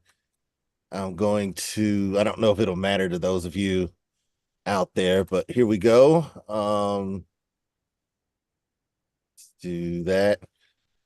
All right, so we are now looking at some images, and we happen to be, we talk eyes in the dark. Well, it's not very dark when some of your best spots are here by a lighthouse, but as we know, lighthouses are always a beacon of light when you're out, and a lot of people love to come here to do night sky imaging. And you see, even with these bright lights, you can see the North American nebula showing itself, and the SETI region in this image that I took with the Milky Way, at least the Cygnus part of the Milky Way, hovering behind the lighthouse. And then, of course, I was at Meteor Crater. We covered this in a previous when I went on this trip. We covered in a previous episode of Global Star Party. Sure. In the dark, looking for getting rid of this dust patch and all these scratches. But to me, this was the important thing, seeing this very large dwarf galaxy. When I think I started 10 or 15 years ago, it was still considered just the largest globular cluster that we had in any skies, north or south, Omega Centauri. And even though I have crude pictures of it, it was still a thrill just to get any pictures at all. I certainly didn't have my astronomy rigs that I was able to use in later images. Keeping eyes in the dark as a theme. And one thing that, there's another picture of Mega Centauri. One thing that highlights that theme, as we scroll down here, we're past some of these aurora pictures. Starting with lowbrow astronomers, good friends of mine, Jim here, Jeff, and I do believe Charlie, who is our president, and this is Jeff Kopmanis, Charlie Nielsen, Jim Forster, and a sunset at an airport. Doesn't get super dark here, but one of the things we do and the reasons that you all are watching Global Star Party is because we reach out to the people to talk about our own journeys through astronomy, through the night sky. And, you know, our eyes had to get adjusted to the dark in order to go through this journey, to the point that we get used to darker skies. And, you know, we begin to enjoy being out in the dark. So that's right. Yep. Sometimes structures are in the dark, quote unquote, and I'll get into that. Here's so this, you say this may not be the best picture of the Milky Way that I've taken, but the fantastic thing about it is no one could see this structure. I barely picked up naked eye bits of the small Sagittarius cloud and bits of the structure here by this dark nebula. I barely saw any of that at past astronomical twilight. There was smoke in the air and it was so soupy. But I showed people on screen on my phone on my camera, and if I had used my computer, I would have shown them on the computer. This is there. Just because we can't see it doesn't mean it isn't there. And it often surprises people, you know, really takes people aback that are not used to being in the dark and looking up. You know, we go through a progression where we go to one location and we say, that's the darkest I've ever been. Then we go to another location and we say, that's darker than the darkest place I've ever been. Now, this is the darkest place. Then we go to an even another location and it just it keeps going on and on. Right, Scott? That's right. This is the darkest place I've been until you go somewhere darker. And you, after a while, you're like, well, I hope I ever get into space, because that'll be the truly darkest place, or get the image from the moon. And you realize that there's so many levels to darkness and, you know, being accustomed to it. And I invite, you know, astronomers, don't like when I took this picture at our observing field, Peach Mountain, which is, you know, it's not a very, I would say, Bortle 5 for those that know the Bortle scale, or, you know, kind of have an idea of what the darkness. A better would be, let's see, magnitudes. What is it? MP SAS is the number, like 20, 21.3, 21.6 magnitudes per squared arc second is a good way to measure. And the numbers I was getting here were somewhere around 20.2 magnitudes per square arc second. When you're in 22, the number 22 magnitudes per square arc second, you are looking at a truly dark sky, no light pollution at all. Most real dark areas range from 21.3. Believe it or not, I took a reading at Black Mesa State Park, 21.3, but it goes all the way up. It can go up to 21.9, and then 22 magnitudes per square arc second. So if you have a number, anything over 21 it's a sky you look up and you see a number of stars. That's, you know, to me, that's how it looks. And so when you're processing, you might try and pull a little too much out of it. You get the streaks, detail, clouds covering your target, and you get some interesting things. But you also, let's see, this will let me zoom in. Yeah, that I began getting some detail in the lagoon, but there's more to do here, because as you can see, the way that this processed not so great. Same with Cygnus region. I gave that another try. And there's just a lot of stars. So I know a lot of you that process and do deep sky objects. I see why you get rid of a lot of the stars. Now, these are all so looking at this, you can look at it a different way. The greenish glow here could be sky glow. If all of these are stars, and there's that many more in this region, here's a star cluster. Depending on the type of stars we're seeing here, there could be planets orbiting them. There could be lots of worlds. There's a lot going on in the galaxy that we don't see or think about.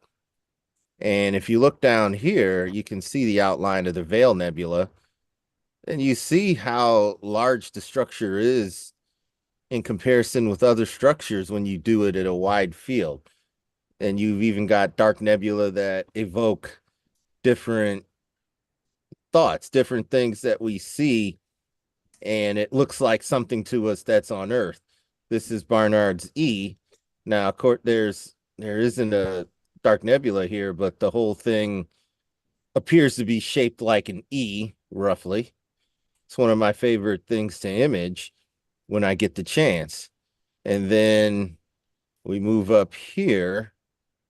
There's another little star cluster that I enjoy. Those of you that have been in this area probably know what I'm looking for, and I actually cannot find it. It's the coat hanger cluster.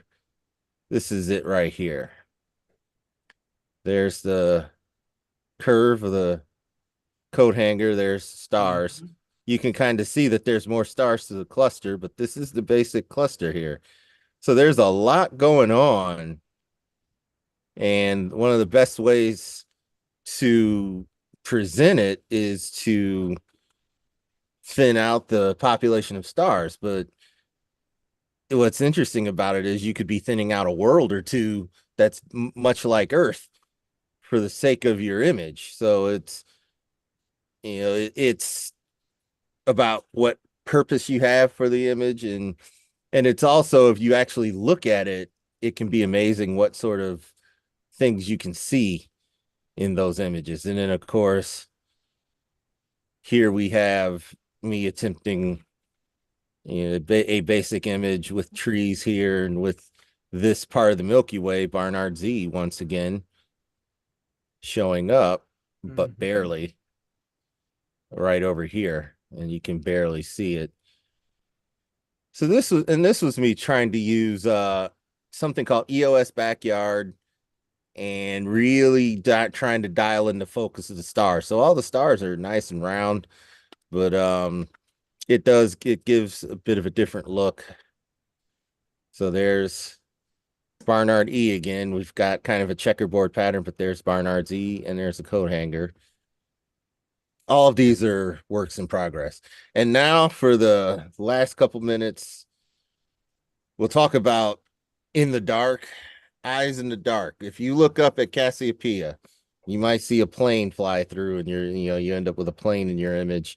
I brightened the main star so that you could see.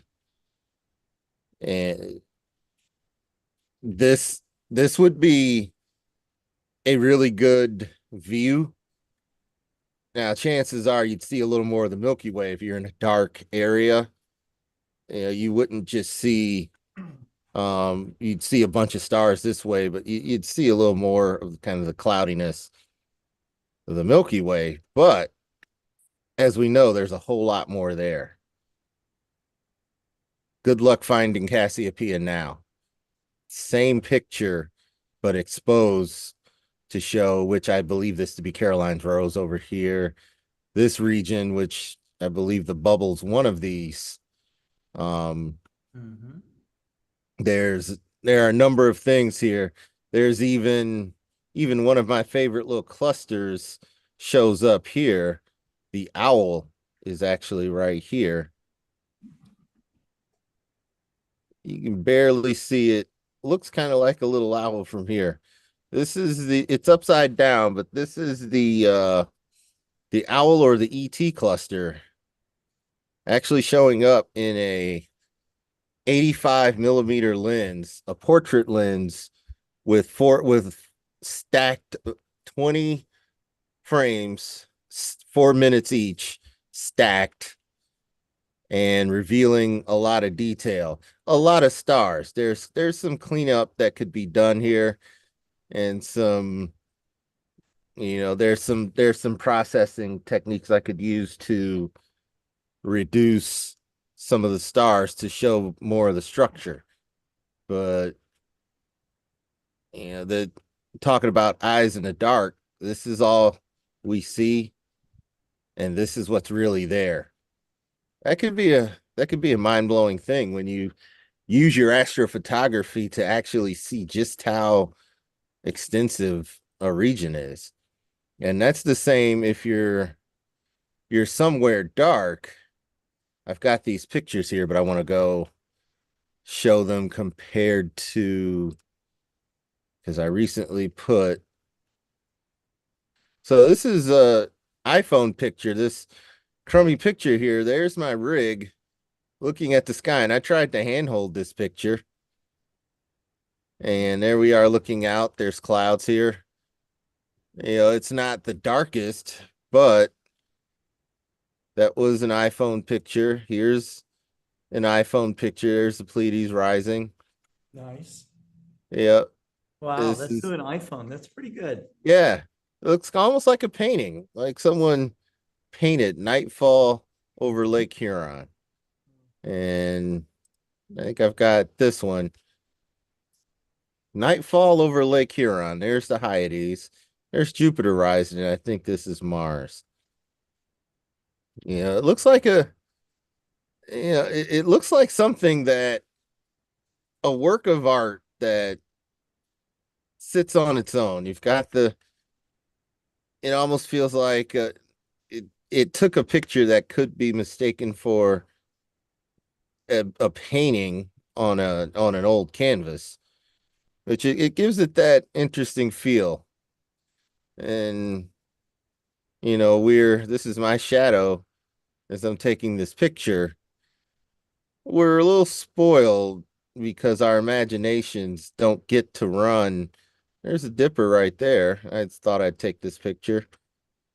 Our imaginations can be rather spoiled because we see so many beautiful pictures online, and the pictures take on a little more, of a realistic tone. This is a single image I went to try and process. That's a boat over there. So I'll end this session with saying, if you put your mind to it and you say, I want this in the image, I want that in the image, you can collect it. You've got Winter Milky Way rising, Pleiades, Hyades, Jupiter, Mars behind clouds, and you've got everything in Auriga, the Charioteer, all of these regions here. And if you zoom in with the composite picture, you just barely get the shape of a boat. The light was a little too bright here, but with some work, I don't see why it's not possible to take an image that contains all of the elements and contains all of them, as crisply as you can. Does this image have flaws? Of course it does. With the noise reduction, it introduces a lot of patchiness. So there's always a bar to set. My goal is freighters at sea that actually look like freighters at sea. And you could say, well, just take a picture of blue hour, and then you've got enough light, and then come back to the exact same spot. But that's making an image. You could end up making an image to look just like this. But I've always been a fan of taking the real image, because this light shining underneath the clouds here, and some of the other features that happen in real time, I just don't know if you're going to get that if you take the pictures too far apart. You end up with what looks like two separate pictures melded together so that, you know, they look nice and they look pretty, but yeah, you know, the images as they happen is something I like to do. And you know, our eyes are definitely in the dark when it comes to things in deep space. When we image them, whether we're wide angle imaging or deep sky imaging, we're opening our eyes to more, seeing a lot more of what's there. And, you know, we're all the better for it. And then we're able to share with others. And hopefully by doing so, we will help people understand why it's important to preserve the night so that we can continue to share these beautiful discoveries. We continue to do science. It's not just about the images so much as it's about going to places or, you know, using the big telescopes, that are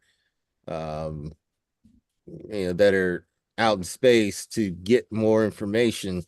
Our pursuit of the cosmos can only be heightened by showing how beautiful it is, and it stands on its own. Without the cosmos, we really don't have much to image. We're back to, you know, taking pictures of flowers. And so it's you know, that the humble message here is, without taking your eyes and putting them in the dark, you know, what will you have? And then we owe all of our images to the night sky, and being the feeling we get when we see a starry night sky. Scott, I know you still, even years and years of doing this, and you still that you never get enough, you know. So it is you know, the thing is that looking up at the night sky and that humbled feeling that you get and that sense of awe that you get is something that actually you need. Okay. There's lots of different ways that you can experience the you know, the without sounding redundant here, the experience of awe. You know, but I read somewhere that psychologists think that you need to have a full-blown experience of awe about every week or two. Okay. Just for your own sanity. Okay. It is, and if you really let it impact you, you know, you really take it in, it humbles you. You talk about that a lot, Adrian. Yeah. You know? And, you know, it's real easy to get wrapped up in just thinking about your little world, you know, and are you doing good enough? Are you measuring up? And, you know, but you don't need to measure up. We're already part of everything in the universe, you know, and you have already measured up, and the universe is exactly perfect with you in it. And you need to be humbled, to be reminded of that. You need to have this deep experience of awe to also be reminded of this. And it kind of resets you. It makes you feel good. Okay. You know, and just almost completely erases your anxieties that you might have. So this is really important stuff for everyone. And being under dark skies and seeing the Milky Way and spending as much time as Adrian does contemplating the Milky Way is deep and profound, you know. So absolutely, we really appreciate all the images that you bring of the sky for us. And I thank the audience for tuning in today. I want to thank all of our presenters. It was a pleasure to have, you know, some of the people that haven't been on for a while, like Kareem Jaffer and Seth Shostak. So and I learned some stuff today I didn't know really. Seth was explaining his first thesis paper and getting his PhD, and he did one of the very early observations of observing galactic rotations. He was measuring hydrogen clouds, and he didn't, he wasn't the one that put the or postulate the idea that dark matter was responsible for making the edges of a galaxy rotate roughly the same speed as the center of a galaxy. And, that went to Vera Rubin, but he kind of gave us a little clue that he called Vera Rubin's daughter, I guess, to maybe talk with Vera. And then that's when this whole idea of dark matter came about. So, yeah, and of course we have those that it's neat. These kind of Fritz's sites are really Wiki, cool. and of course you've got those that are wanting to give the credit to Fritz's Wiki, and his daughter is still around to let everyone know. But differences are one thing, but I think it's just important that both of them came to that conclusion. Vera Rubin got credit, and many others do give credit to Fritz Zwicky for his discoveries. It depends on where they're talking. Of which there were many. Yeah, and we're the grateful world of professional science is highly competitive. It's not big pay. It takes a lifetime of dedication and learning, and the kind of learning that requires brilliance, and it's and you've got a lot of big name astronomers that are doing podcasts to try and share with their own. That's our tendency to want to share the scientific knowledge and improve scientific literacy, but that's something that most of us as amateur astronomers like to do. I certainly get a big charge out of it. And and I think Scott, it's almost more important now than ever that we share our experiences, those of us that are really out there, because we have a huge crowd that is online. It's reached by media. We're hearing word of the comet that could be one of the best comets in the world or in the century, and we get a lot of the sensationalism. If I could talk real quickly, sometimes we're okay with the sensationalism of things that relate to astronomy, because without it, we may not get enough people coming to us to talk to us. Even if they get it wrong, I think I've had people, other amateur astronomer friends really wince because they know that sometimes the media gets it wrong and they're describing it. The media might get it wrong 95% social media, and that's what I'll tell I'll look at the camera and say, each and every one of you that does, you're a part of an astronomy club, you love science, you love to a point.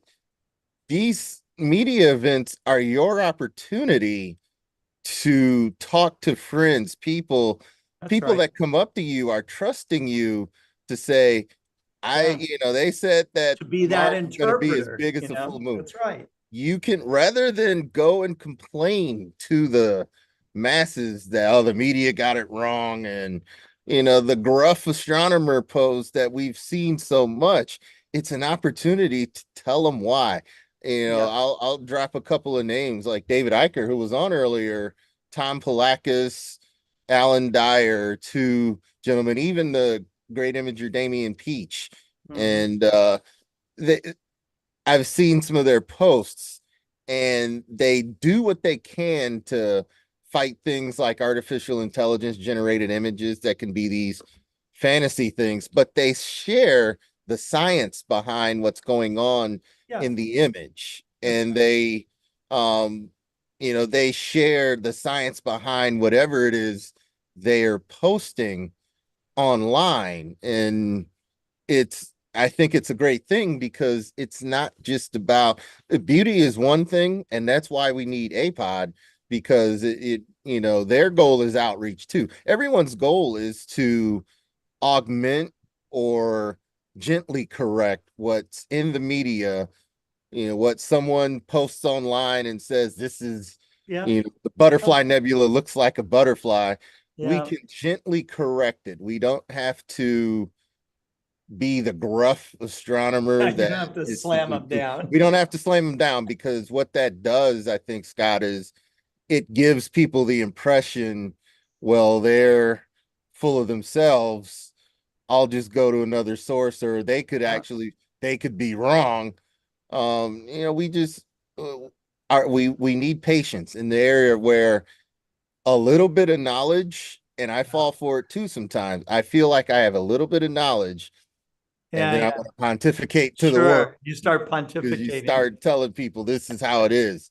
And no, it takes a lot more patience, because and we're as the astronomers and physicists really unravel the universe more, because it's a constant unraveling, probably will never stop. Okay, there will probably all the great theories that we think are the cornerstones of understanding today, like maybe like Einstein's ideas on gravity, or I was thinking the same thing, which have yet to be proven wrong. But there are physicists who are doing their darndest to try to prove it wrong. And that's just part of it.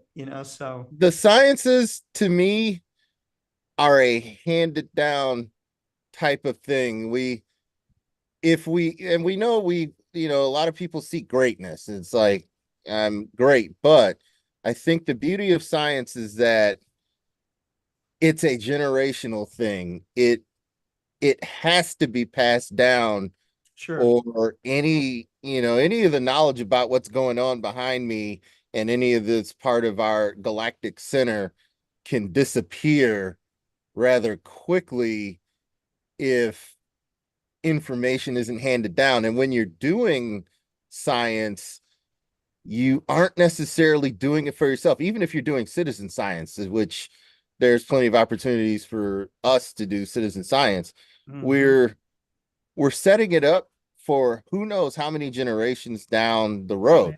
David said, what if the aliens come and they look at my picture to know what the center of our galaxy looks like from Earth? It's depending on what you believe as far as life or soul after death, it's nothing you can deal with. But how grand would that be if that were to come true? So it's an unselfish pursuit to do science, because it only gets better as the next generation technology improves. We are online chatting about it from different parts of the United States. This sort of technology, I would say people take for probably take for granted now. But prior to, but Adrian, when we were kids, I mean, this was Star Trek science fiction. This was science fiction. I can actually talk and the Jetsons predicted it, because remember, it was people were talking into the screen. And I don't remember George Jetson's wife. I remember Judy, that. I guess. George and Judy Jane Jetson. telling George what to get from the store. That's right. From with the big picture of her face on there. And now it's for real. You can, if you want to do that, people can show their face and tell you what to go get from the store now. So a lot of that imagination becoming a real thing, is a part of, you could think as deeply as you want to about that. We're made up of the stuff of the universe. Maybe that's why things like music and things that come out of our minds have some sort of analog somewhere in the universe. It's not, all those things aren't separate from the universe. The universe is everything.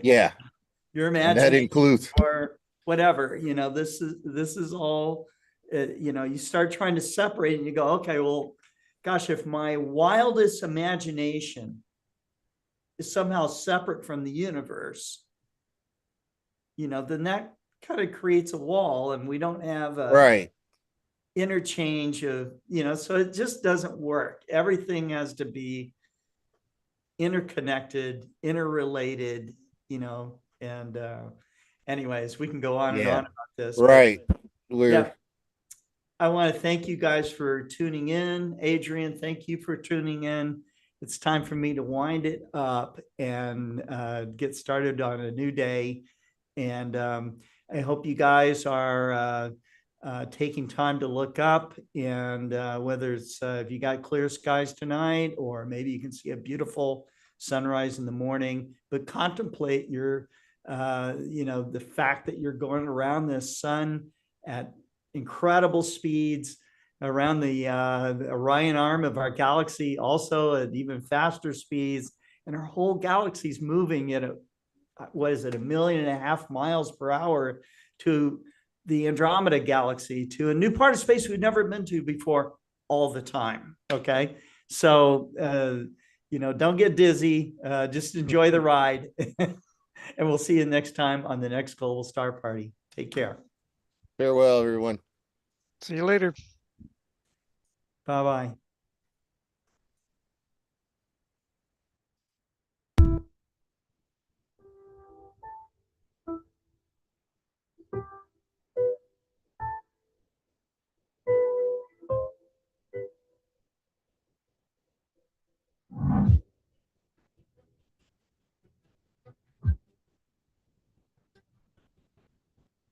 Three, two, one. Main engine start.